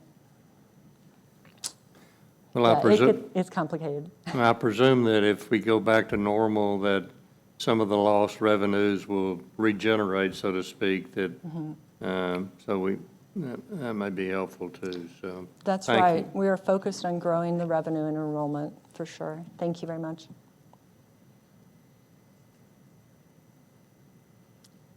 That concludes the finance and facilities matter until we come out of executive session for discussions of the budget, approval of the budget. Thank you. We will now move on to the audit, compliance, and management managers. Regent Burks. Thank you, Chair. The audit, compliance, and management matters. Our first item is 21-122, the compliance update. Mr. Stovall's update on compliance activities is in the board book, and he is available to answer questions if necessary. Are there any questions related to this report? With no questions, this item is presented as a point of information only. Item 21-123, audit update. Ms. Kidwell's update is in the board book for our information, and she's here to answer any questions if there are any. With no questions, this item is also included for information only. Item 21-124, audit plan, fiscal year 2022. Ms. Kidwell's audit plan for the upcoming year is included in the board book and requires our approval. Ms. Kidwell, would you please review your plan? Thank you. Good morning. Is this on? Okay, good. Before I start my presentation, in my unique role as Chief Audit Executive, the Regents are my boss. I have a report functionally to the Regents through the Audit Compliance Committee, and I want to thank you for your support, and most of all for hiring me back in 2016. Several of you are still on the board who made that decision, and I am so grateful to be given this opportunity for a job that I absolutely love. And also, Dr. Shipley hadn't been here very long when I started, and she's just been instrumental in the support of and my ability to build the internal audit program. So I am eternally grateful and thrilled to have worked with each of you. So thank you for that. I do have a quick update on the internal audit activities report. One of the items, 4B on the activities update regarding the state auditor's audit of Midwestern's endowment. I got an email just this morning that the draft report is ready. Management will be reviewing that, responding to any of their recommendations. This will probably take a week to 2 weeks. And then each of you, the regents, will receive an email from the state auditor's report, or from the state auditor's office, excuse me, with that final report. So you'll be looking, or please be looking for that, and I'll try to give you a heads up through board effect when I know what that date is. Okay, now I'm going to start on the audit report. Those of you who have served for many years know that I always bring the audit plan to the board. This year is unique because the audit plan is for next year, and you won't be here to help me work through this. So I collaborated with the Chief Audit Executive of the Texas Tech University System, and we decided that it's still important and wanted to bring the Midwestern Regents the audit plan for fiscal '22 so you can see what's in store for the university. And I also want to point out that by merging my office with the Tech System Office of Audit Services is bringing value and resources and support that are going to make even greater service to the university. They have 3 full-time IT auditors that will allow us to address increasing technology risks, especially cybersecurity, network and system security, and privacy mishaps, which were 3 of the highest ranked risks that we worked on this summer, or actually this spring. They'll also reduce a huge administrative burden on myself. So I'm very excited and just really look forward to being able to provide more risk governance and control work for the university. I'll be happy to answer any questions. The audit plan does require board approval. So, Are there any questions or discussion? Chair Crosno, I move approval of this audit plan. We have a motion. Is there a second? Second. All in favor? Aye. Aye. Any opposed? Motion carries. Contract Management Compliance Audit Report 21-125. This report is also in the board book and requires our acceptance. Ms. Kidwell, please review this audit report. thank you. The second report is the Contract Management Compliance Audit. This is a required audit, and it was included in the fiscal '21 audit plan. I definitely want to thank Tracy Nichols, the Director of Purchasing and Contract Management, Clinton Loggins, the Contracts Coordinator, and Dr. Reisenweber for their support and assistance while we were going through this audit. With a required compliance audit, the main focus is the university and compliance, but we really focused on 3 areas: personnel authorized to execute contracts, their training and certifications, personnel involved in contract management, and university officials' disclosure of conflicts of interest. And then the third item, actually, the audit client came to us and said, this is an area we want to do better on. It's very complex, and it's the contract reporting to the Legislative Budget Board. And so we were able to incorporate that request into this audit, and I'm very happy to report that based on the procedures we performed, the university is substantially in compliance relating to the personnel training and certifications and the contract reporting. Substantially compliant means that very few findings were reported. They may include significant, but overall, we're in compliance. We have one area that we need to improve on, and that's conflict of interest disclosures, but the department's already working on addressing that, and I anticipate being fully in compliance very soon. I'll be happy to answer any questions. Are there any questions, or is there any discussion about this report? Chair Crosno, I move acceptance of this audit report. We have a motion. Is there a second? All in favor? Aye. Any opposed? Motion carries. Item 21-126, Public Funds Investment Act Audit 21-06.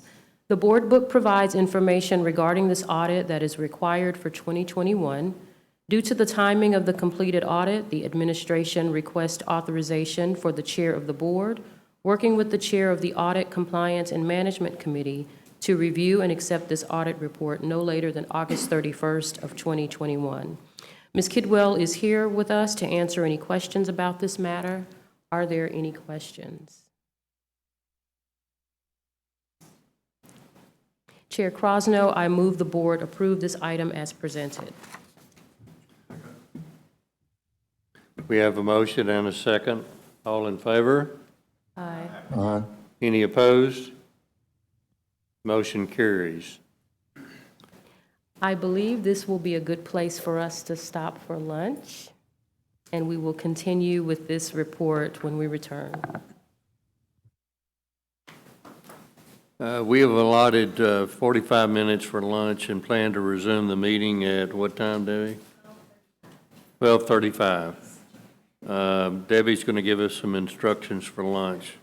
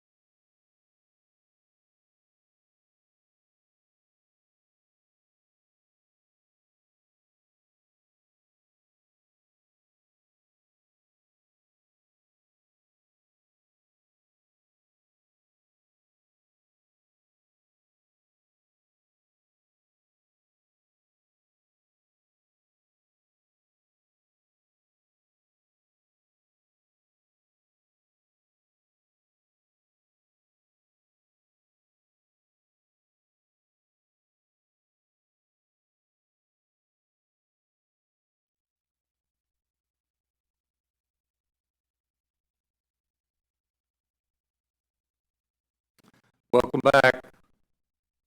We were in the middle of Tiffany's committee's work, so we will now go back to her. Thank you, Chair Crosno. We will continue the Audit, Compliance, and Management Committee matters, beginning with item 21-127, MSU Operating Policies Procedures Organization. Mr. Maka has prepared the document shown in the board book for our approval. Mr. Maka, please present this item.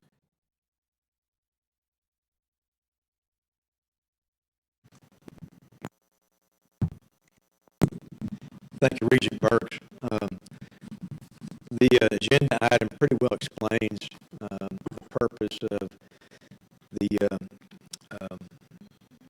information, and it's really to align as we enter into the Texas Tech University system, our operating policies and procedures more in line from a numbering system with what Texas Tech University and Angelo State University do. And so again, it's been mentioned in the past that one reason we're doing it also is because we've got a new software, policy software, that will help us maintain and regularly review the policies. And so this is a great time with Lee Kidwell's help and Don Fisher and HR and others. We're working to get that online, but this will really help us to align with what Tech and Angelo have done. And so we've taken all of our current policies and put them in this format and lined it up. And so it'll take effect, if you approve it, this will take effect September 1, so that as we enter the Texas Tech University system, we'll be ready to roll. And so really very much appreciated. Not much else to say other than we're going through these policies and trying to revise them as much as we can. But this will be a big help as we segue into the Texas Tech system. Thank you, Barry. Are there any questions or discussion? Barry, does this cover all the policies that we ultimately need to approve? Yes, for right now, I mean, we've got a couple more that we're updating, on the next page of the agenda, but this covers all of our current operating policies. Now, going forward, we'll probably add some more, but at least this gives us the framework for that. Was there going to be anything that needs to be done prior to August 31st? No. This will put us in a good way again as we go into the tech system. Barry, I think Warren was trying to say in a polite way, or is this the last of our, ever have to see of your policies? I think everybody in this room hopes it is, So, again, we changed it, again, going because of the tech system. When we had changed it before, tech wasn't on the horizon. And then tech came on the horizon, and listen, we're really grateful, and we really look forward to this. We think it's going to be a great union with Texas Tech. But it just made sense to all of us, to all the governance groups, to go ahead and line it up the way Tech and Angelo do. And so I think it'll put us into a great start as we enter Texas Tech system. Any other questions or discussion? Chair Crosno, I move approval of this item as presented. We have a motion. Is there a second? Second. All in favor? Aye. Any opposed? Motion carries. Item 128, MSU Policies and Procedures Manual changes. One new policy and 3 revised policies are presented and explained in the board book. The following individuals have been asked to review the items and answer questions. We will hear the explanations, have discussions, and will vote on all of them at once. Mr. Maka will review item A, followed by Provost Johnston, who will review item B. Vice President Lamb will then review item C and D. Mr. Maka, please begin. Thank you, Regent Burke. Item A there, Operating Policies and Procedures Manual from Midwestern State University. This is, again, patterned after similar policies at Texas Tech University and Angelo State University. But that said, that's pretty much where the similarities in, because how we do policies at Midwestern State University and the shared governance that we utilize at this university is probably pretty different than Angelo State or Texas Tech University. But this is the MSU way. This is the way we've done it historically and through the governance groups. And so what this policy really, and it's a good policy because for the first time, it's like a policy on policy. It puts into an operational policy the method, the way that we create and maintain operating policies at Midwestern State University. And so it's been, I don't know how many reiterations, drafts we've gone through this, but this is shared governance, I think, at its best. And it embodies shared governance. It doesn't just give it lip service. Policies are really strongly vetted throughout the campus and the governance groups. Everybody will have an opportunity to have a say in the operating policies. And I'm really proud of it. I think it's a great policy. And I think it will position us well again as we enter into the Texas Tech University system. I'd be glad to answer any questions about it. There's a chart also associated with it, a flow chart that kind of shows the steps that, are involved in the creation or revision of a policy, an operating policy on Midwestern State University campus. So again, very, very pleased. It involves everyone, all the governance groups. It gets vetted pretty strongly.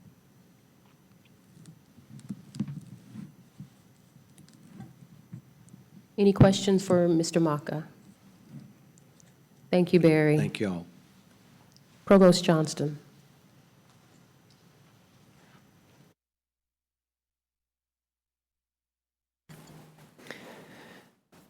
Thank you. The tenure and promotion policy is required within that policy to go through periodic revision,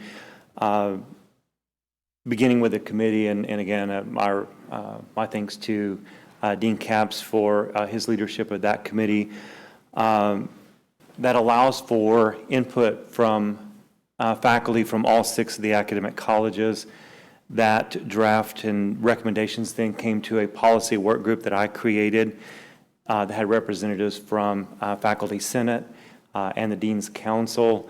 We worked through this policy and went back has endorsement of both Faculty Senate and the Dean's Council, and went through Administrative Council. It really is important to periodically look at this to make sure that we remain focused on the mission of the university as a teaching-focused university and the expectations of our faculty. I think we've captured that, and again, after a lot of work and into the summer, I'm happy to present this revision to you. Thank you, Provost Johnston. Any questions? Okay, Vice President Lamb.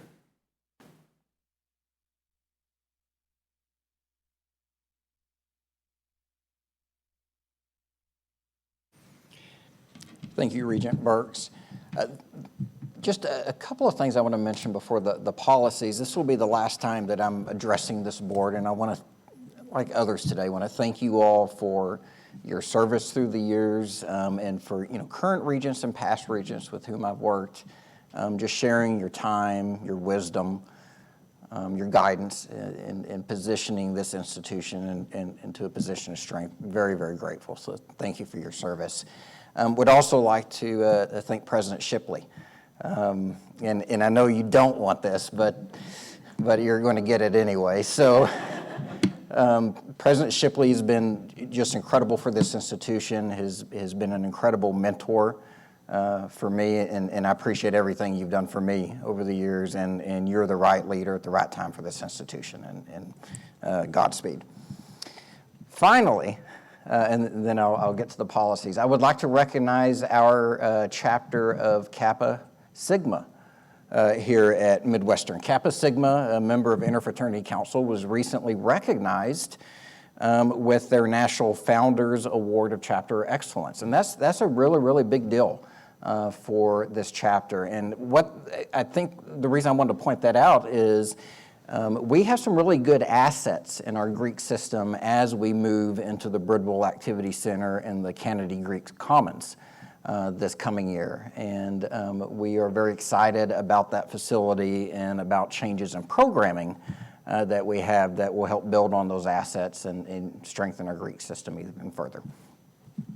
Okay, the matter at hand, though, these two policies. The first one is annual crime reporting, or Clery Act compliance. This is really the last piece that we need to take care of from a 2017 Clery Act audit that we had here on campus, and it just really codifies in policy our review cycle, and that the Texas Tech system will govern our Clery Act compliance. The next one, posting on university property, is a cleanup. Last year in August, at last August board's meeting, you all approved our expressive activities policy.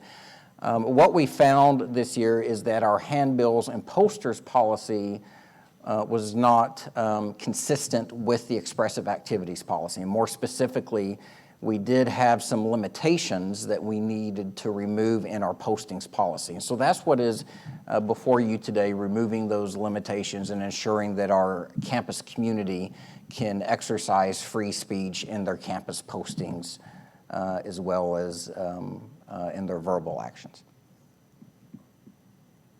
Thank you, Dr. Lamb. Are there any questions or concerns, discussion? Thank you. Chair Crosno, I move the board approve the new and revised policies as presented. We have a motion. Is there a second? All in favor? Any opposed? Motion carries. Our next item, 21-129, is an update on the MSU strategic plan. Provost Johnston's update is provided in the board book, and he will discuss this information with us. Dr. Johnston.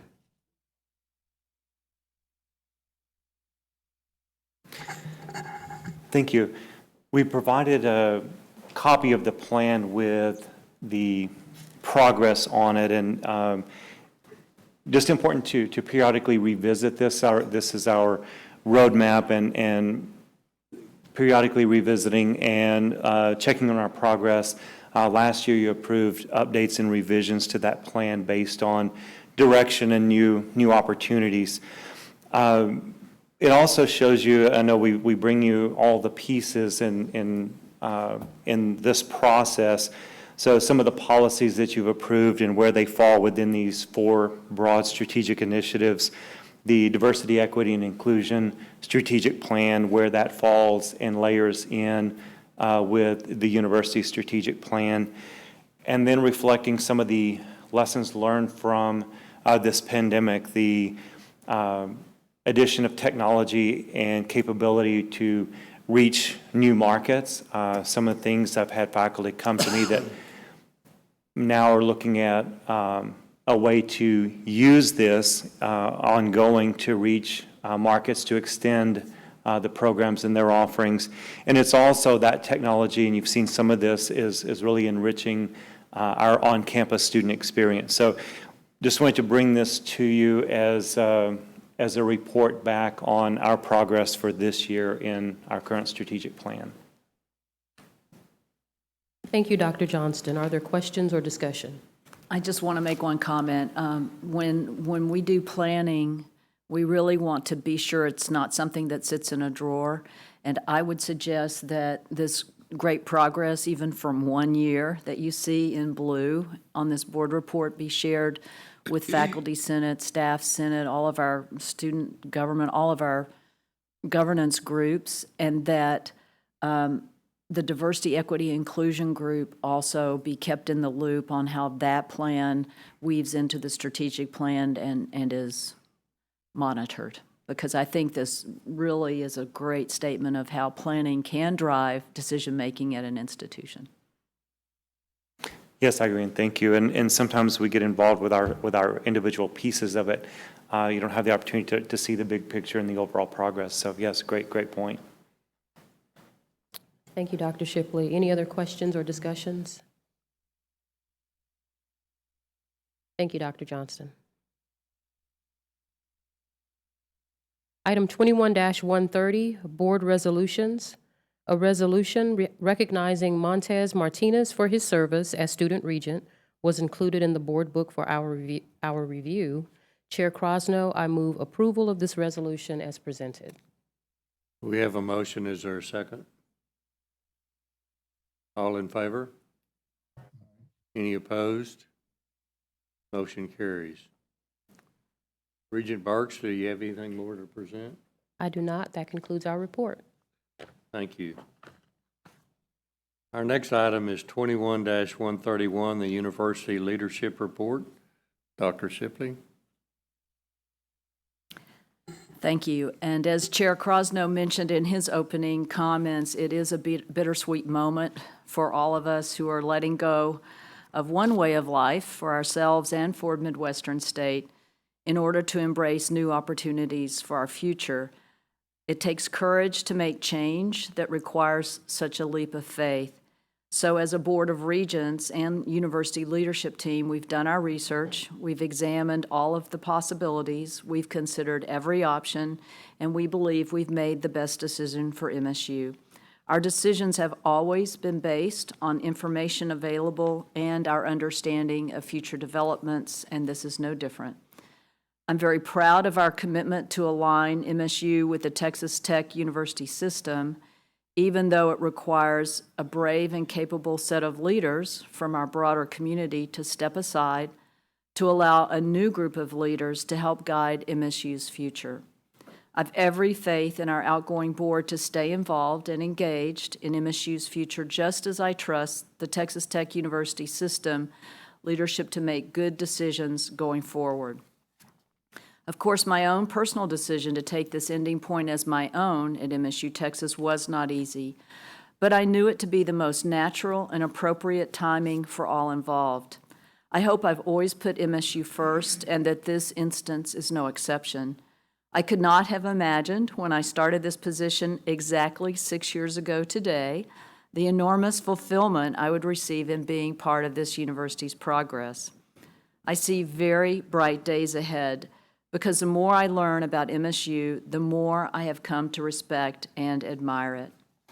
This is a strong university whose direction and progress result from the strengths of those who work here. MSU is built upon the pride of its faculty and staff, a pride that our students inherit and take forward as alumni. That pride combines with a can-do spirit that fuels the energy required to make progress in the competitive higher education landscape of Texas. I leave with a prediction that MSU is on the cusp of growth and innovation. As we pause to reflect on our past 100 years, we will in essence begin a celebration of the next century. It will be a century of remarkable evolution as a highly valued university because this state needs what MSU has to offer in our outreach to first-generation students, in our small class size, and our personalized approach to students, and in our emphasis on a liberal arts foundation and high-earning careers for our graduates. I'm sure that for this Board of Regents, people will remember the many victories we have achieved together. Our place in this university's history will be worthy of the pride that our faculty, staff, students, and alumni feel for MSU Texas. Thank you.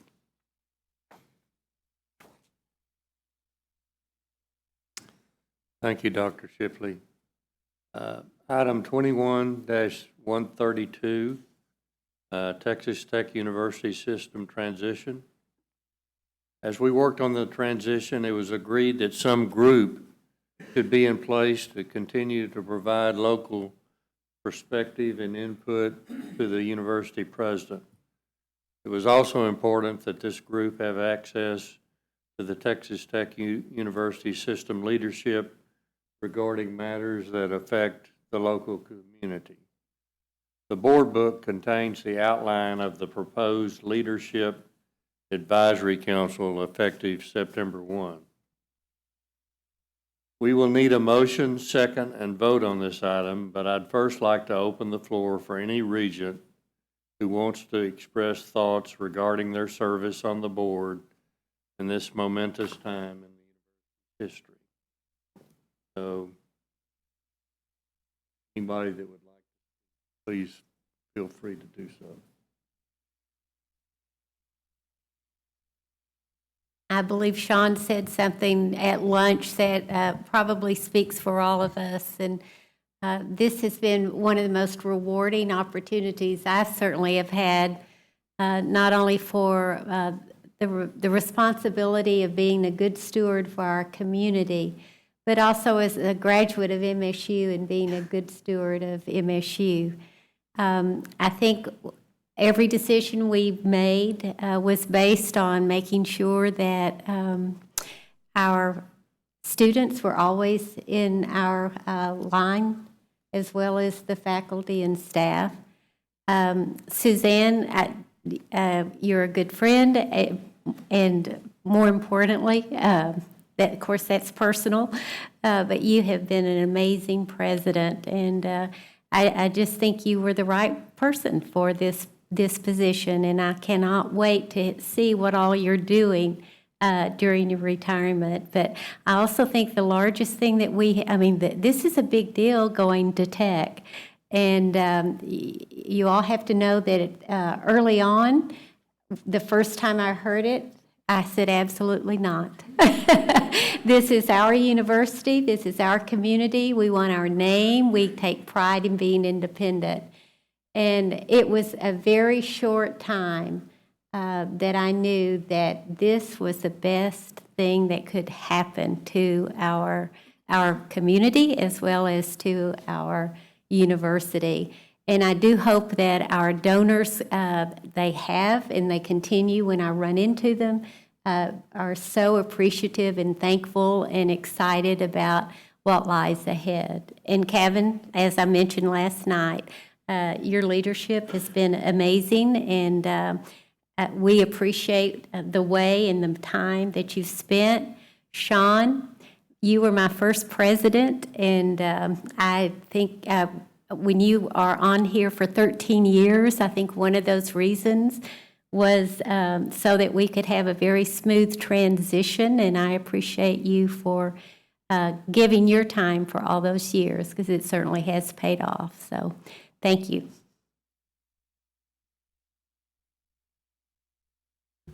Okay, I said what I wanted to say at lunch, but I got to tell you guys a story real quick.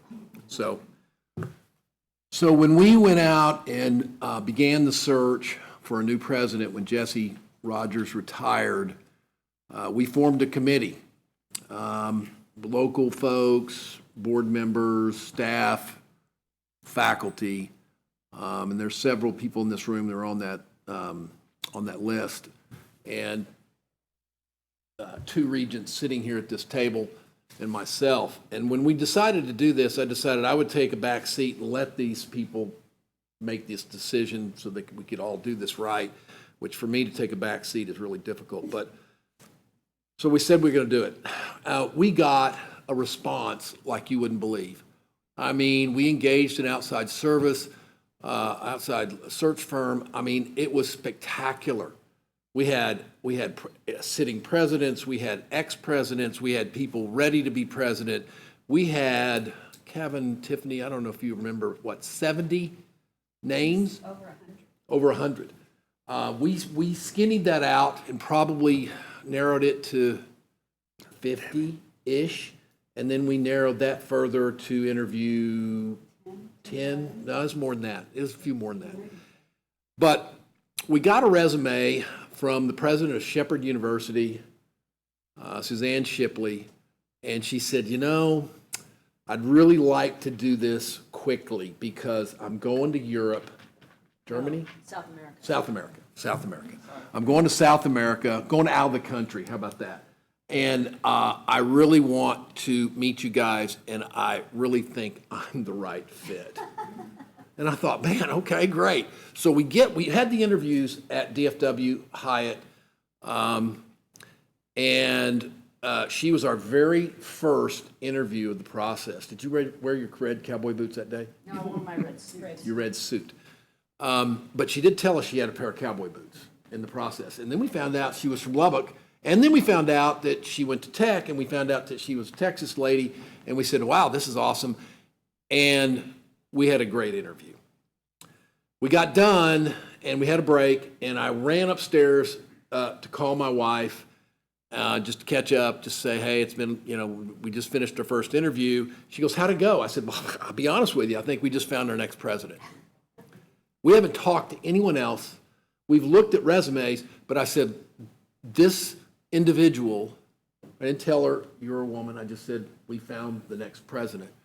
And it was stunning because we ended up talking to some spectacular people, but Suzanne was always the one for the committee, for me, and for this university. So I want you guys to know that not only was she the right person at the right time, she was the right person at the right time from the beginning.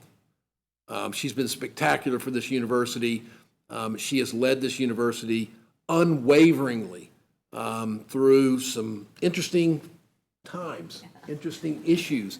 And just so you guys will also know this, when I was chairman of this board, Tech approached us along with the University of Texas, Texas A&M, Texas State, and North Texas State, and the University of Houston. They fell out real quick. But this was 6 years ago.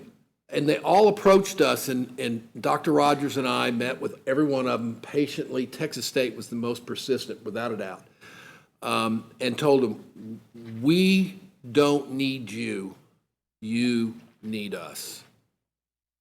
And so when this came up again, I was right where Nancy was. I don't know.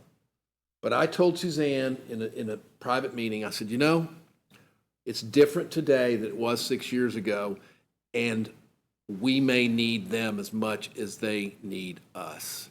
So I will tell you, I'm thrilled about this opportunity for Midwestern to go forward. And man, I'm telling you, it's going to be great.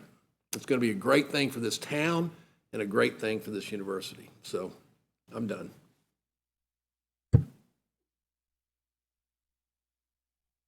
Mr. Chair, I'll make a couple of quick comments as well. I'll echo Nancy, because I was at that meeting when it first was brought up in Suzanne's office about joining Texas Tech. And Nancy and I looked at each other and thought she was the craziest person God ever put in that office at that moment. But much the same. I'm a proud graduate of both institutions, and to me, this is not a somber moment, it's a monumental moment. And we've worked ourselves out of a job, but as we look forward to the next 100 years, I am just incredibly excited about what lays ahead. So, speaking of what lays ahead, congratulations on your upcoming retirement, Dr. Shipley. I've had the opportunity to work with you in this capacity for 3 years, but I think I've known you since you moved here. Just amazing leader, amazing person. And as I told you last night, the thing that stands out with me so much is your involvement with our students. And as a former student here, under Dr. Rodriguez and Dr. Rogers, who both had their qualities, their strong suits as well. But what student after student, even we visited about it last night, relates to your involvement in our campus. So thank you, and wishing you all the best in the next chapter. And just finally, all those people sitting back there today have told us thank you, but truly, this is the life that runs our university on a day-to-day basis. Those 15 or 20 folks back there who, while it is your job, it's a passion to each and every one of you. And as you come before us, as we visit socially or casually or in this kind of setting, it just exudes itself and your love for the school. And I couldn't be more proud of the hands we're leaving it in. As Texas Tech takes over governance of the university, I'm just really looking forward to seeing over the next 6 months, 6 years, and 60 years, maybe, of where we're headed. But thank each and every one of you for what you do for our school.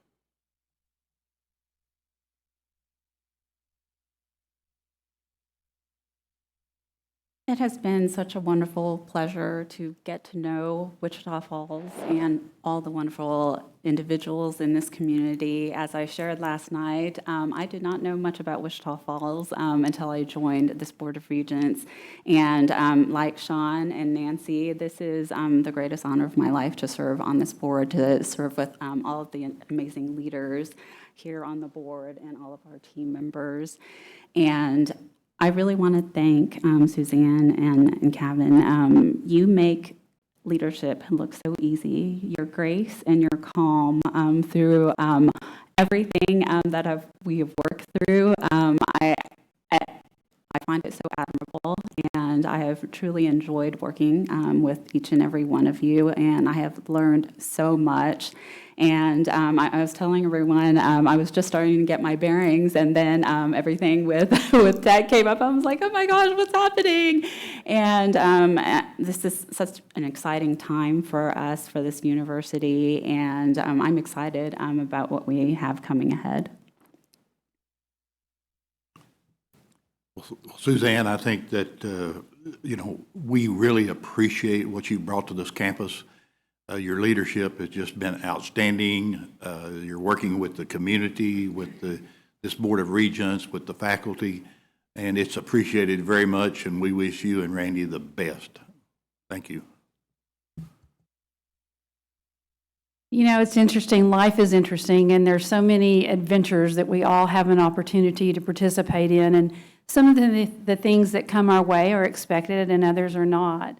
And looking at the opportunity that I've had to serve on the board at Midwestern is truly one of those unexpected, incredible adventures. And looking at the university, and it will just back up a little bit, I think all of us, sometimes it's hard to define what words really mean.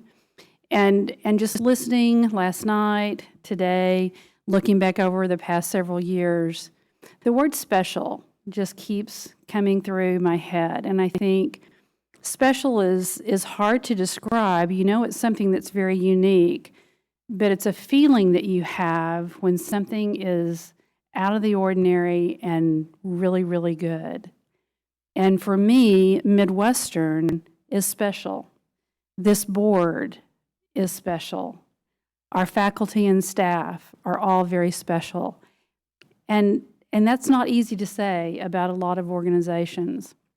So I feel as though it's truly an honor to have been a part of such a special experience. And I think moving forward, it's going to be a great adventure. And I know the folks behind us, I hope they have that same spirit in a year from now and have navigated through some of the changes. Our community is appreciative, Suzanne, for your leadership. You have definitely made pathways that none of us knew would be made during your tenure. You have led us, along with Kevin, through some very interesting times, and we've made a lot of decisions.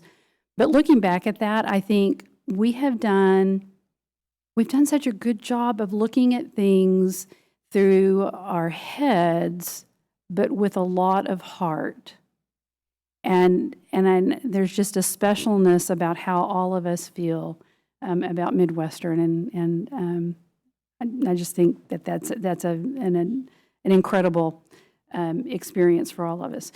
I wish you well as you move forward with post-retirement, whatever that happens to look like for you. I know that Peaches will certainly keep you busy and keep you focused.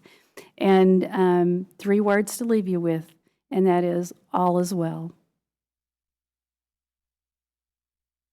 So I just want to briefly say that first to affirm something that Sean said, because he wasn't at the dinner last night, but I told basically the exact same story that you told.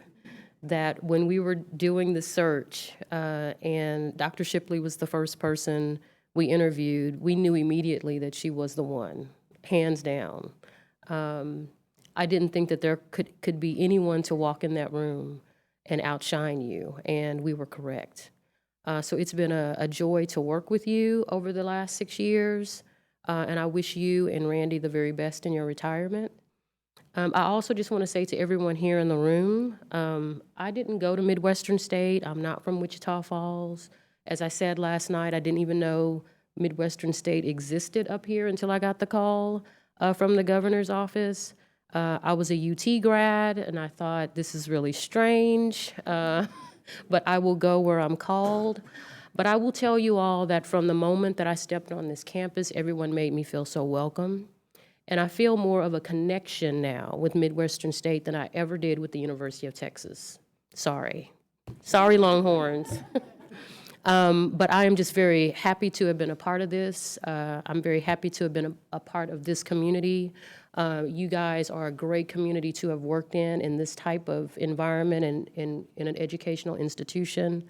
I applaud all the staff. Everyone works so hard, and everyone does have such passion for their position. And I am very hopeful and excited about everything that's coming in the future for Midwestern State. Lastly, I just have to personally thank Debbie because she's a superstar, she's a rock star. And without her guidance in the beginning, when I first joined the board, I wouldn't have known what a heath fund was or any of that stuff. So thank you so much, Debbie, for your support throughout, and thanks, everyone. I also want to make a comment that, I've completely, fallen in love with this university and this town, and a very important descriptor of this board is that it has been so much fun, and everyone has such an amazing sense of humor. And so I have really, truly enjoyed working with everybody, partly because of that.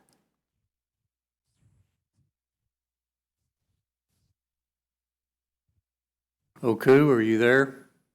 Yeah, I just went off of mute. Can everybody hear me? Yes. I'm sorry, I can't. Was that a yes? Yes.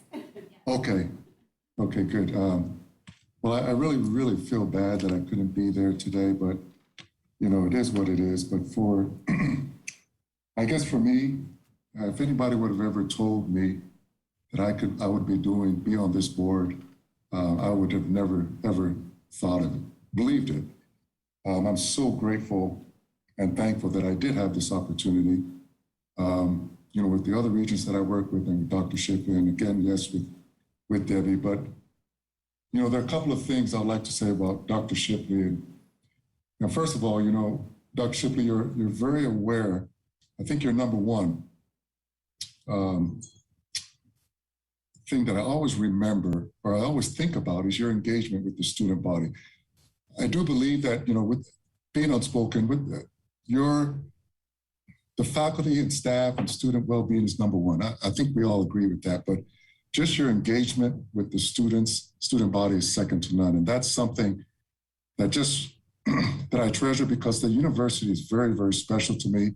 It's very personal to me for over the last 32 years, not just with me going there, my wife, my son, but just friends, children, people that work for me have attended the university and graduated. So just understanding how much you interact with the students is huge. And I often boast about you when I go to the other universities where my kids play, where my last daughter plays. And I think you get it. You understand what is necessary to get these students in the right mindset that, you know what, they are the ones that run this university. We're working for them. And, there are a lot of happy students on the campus now, which has been a big turnaround. And I really, really appreciate that. And, the times you've been here, and I'm not going to go too deep in it, but, with the diversity and inclusion, the campus carry, which I was a part of, and COVID, I mean, it's huge. You were the president of this university, I think, at the toughest times we could ever think of. So you've done a fantastic job. And when people say, you're a great boss, I don't think that speaks enough, because a boss is somebody that just, is just in charge. But I think a number of the regents have said it today. Dr. Shipley, you're a fantastic leader and a great motivator. And I couldn't be more thankful for my opportunity to work with you. And just as personally, I've learned a lot just of leadership. I've learned a lot of what it takes to be a great leader. And hopefully, I can better myself through that too. But thank you so much. Thank you for all you've done. And I also wish you the best in your next adventure.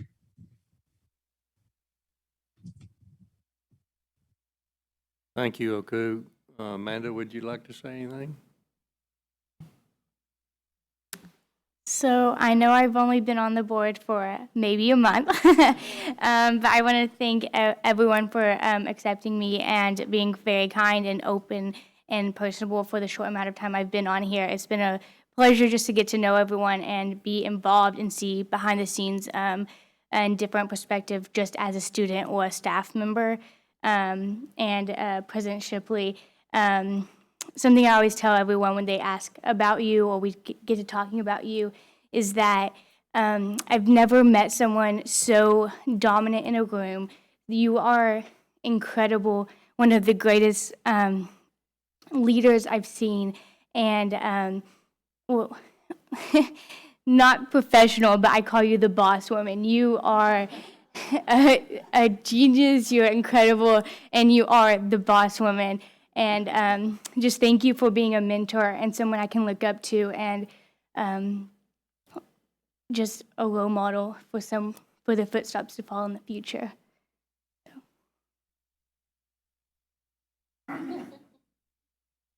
I'm going to have to tell my husband that one. I don't think that's going to play at home, but thank you, Amanda. The boss woman.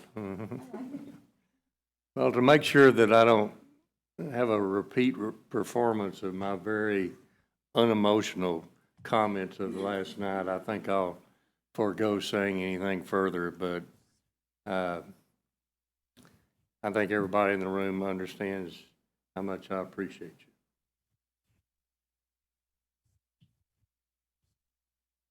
President Shipley, would you like to say anything more about the Leadership Advisory Council document presented in the board book? No, thank you, Chair Krosno. Okay.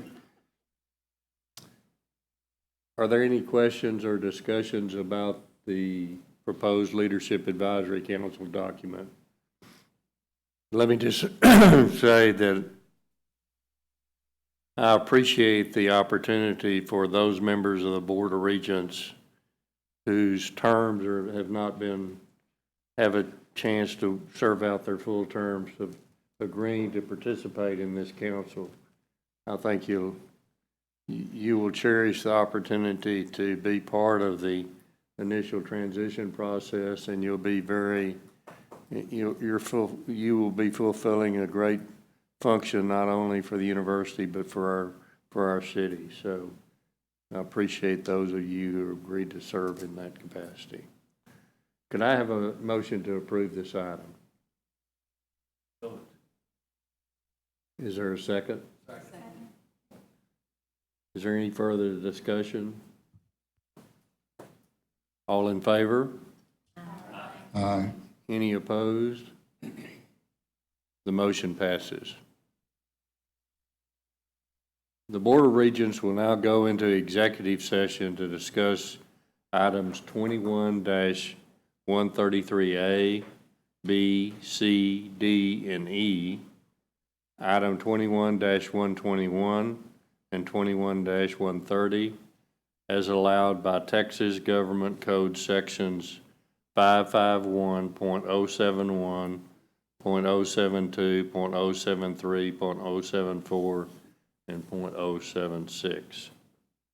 No action will be taken in executive session, and following the executive session, we will reconvene in open session. The Regents, Dr. Shipley, Mr. Maka, and Ms. Barra, please remain for the discussion. Please stop the webcast.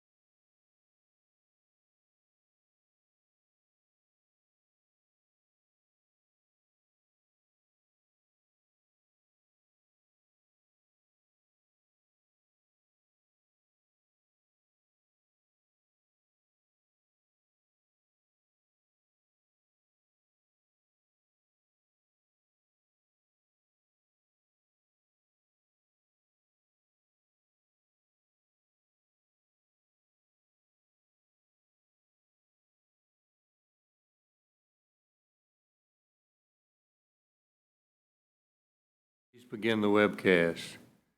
The closed session is complete. The only items discussed were the items announced and no votes were taken. Item 21-133D, appointment of interim president. Is there a motion related to this item from Shelley?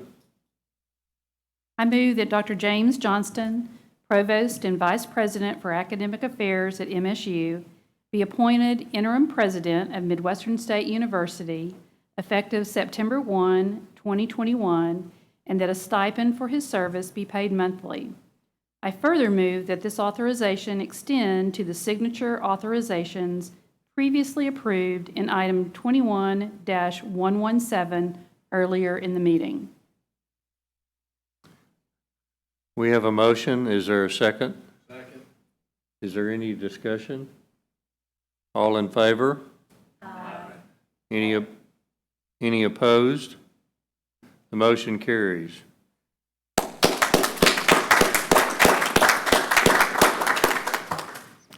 Regionnaires, I believe you have a motion for item 21-121. Following up on our budget, item 21-121, operating budget for fiscal year 22. Chair Crosno, I move the approval of the budget as presented. Is there a second for that motion? Second. All in favor? Aye. Any opposed? The motion carries. Item 21-130. Sean, you have a motion? I do. I move that the Board of Regents approve a resolution honoring President Suzanne Shipley upon her retirement. Further move the board approve a resolution for Dr. Shipley's husband, Randall Wadsworth, and that copies of these signed resolutions be placed in the permanent minutes of the board. We have a motion in that regard. Is there a second? Second. Is there any discussion? You don't get to say anything. All in favor? Aye. Any opposed? The motion carries. Did I leave out this one? Oh, that's next. What? Oh, this one, the real one. Okay. Item 21-133B. Is there a motion related to this for Tiffany?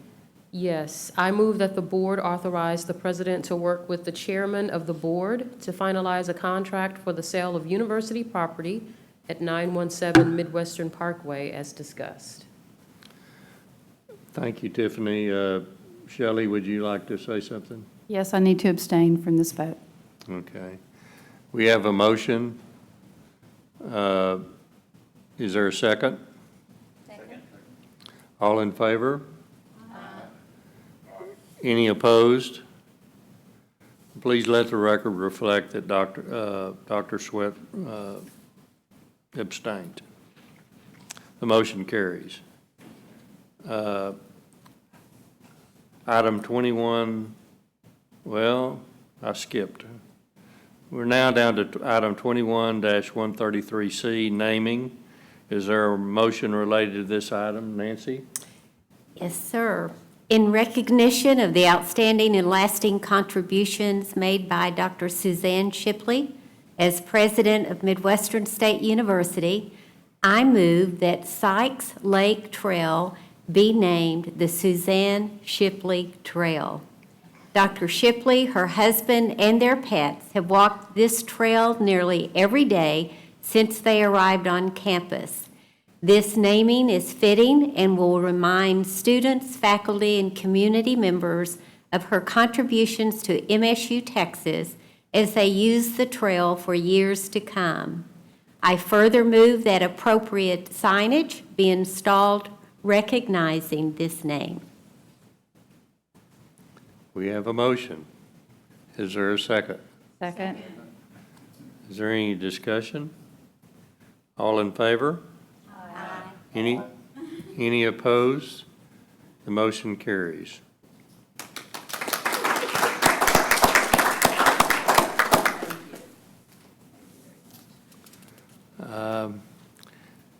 Suzanne, that seems fitting as a way to end our meeting. So Could I just say that I also made sure that the driveway was laid up to the Lake Center, and when Debbie asked me if I wanted anything named for me, I mentioned that driveway, and that's what I thought I was going to get. So this absolutely blows me away, and Peaches will be delighted. Thank you very much.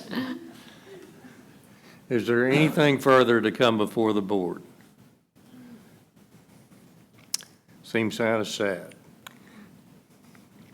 If not, that concludes the business to come before the MSU Board of Regents. I look forward to seeing the board members again when we celebrate with the Texas Tech System leadership on September 1. It's been a pleasure. We're adjourned.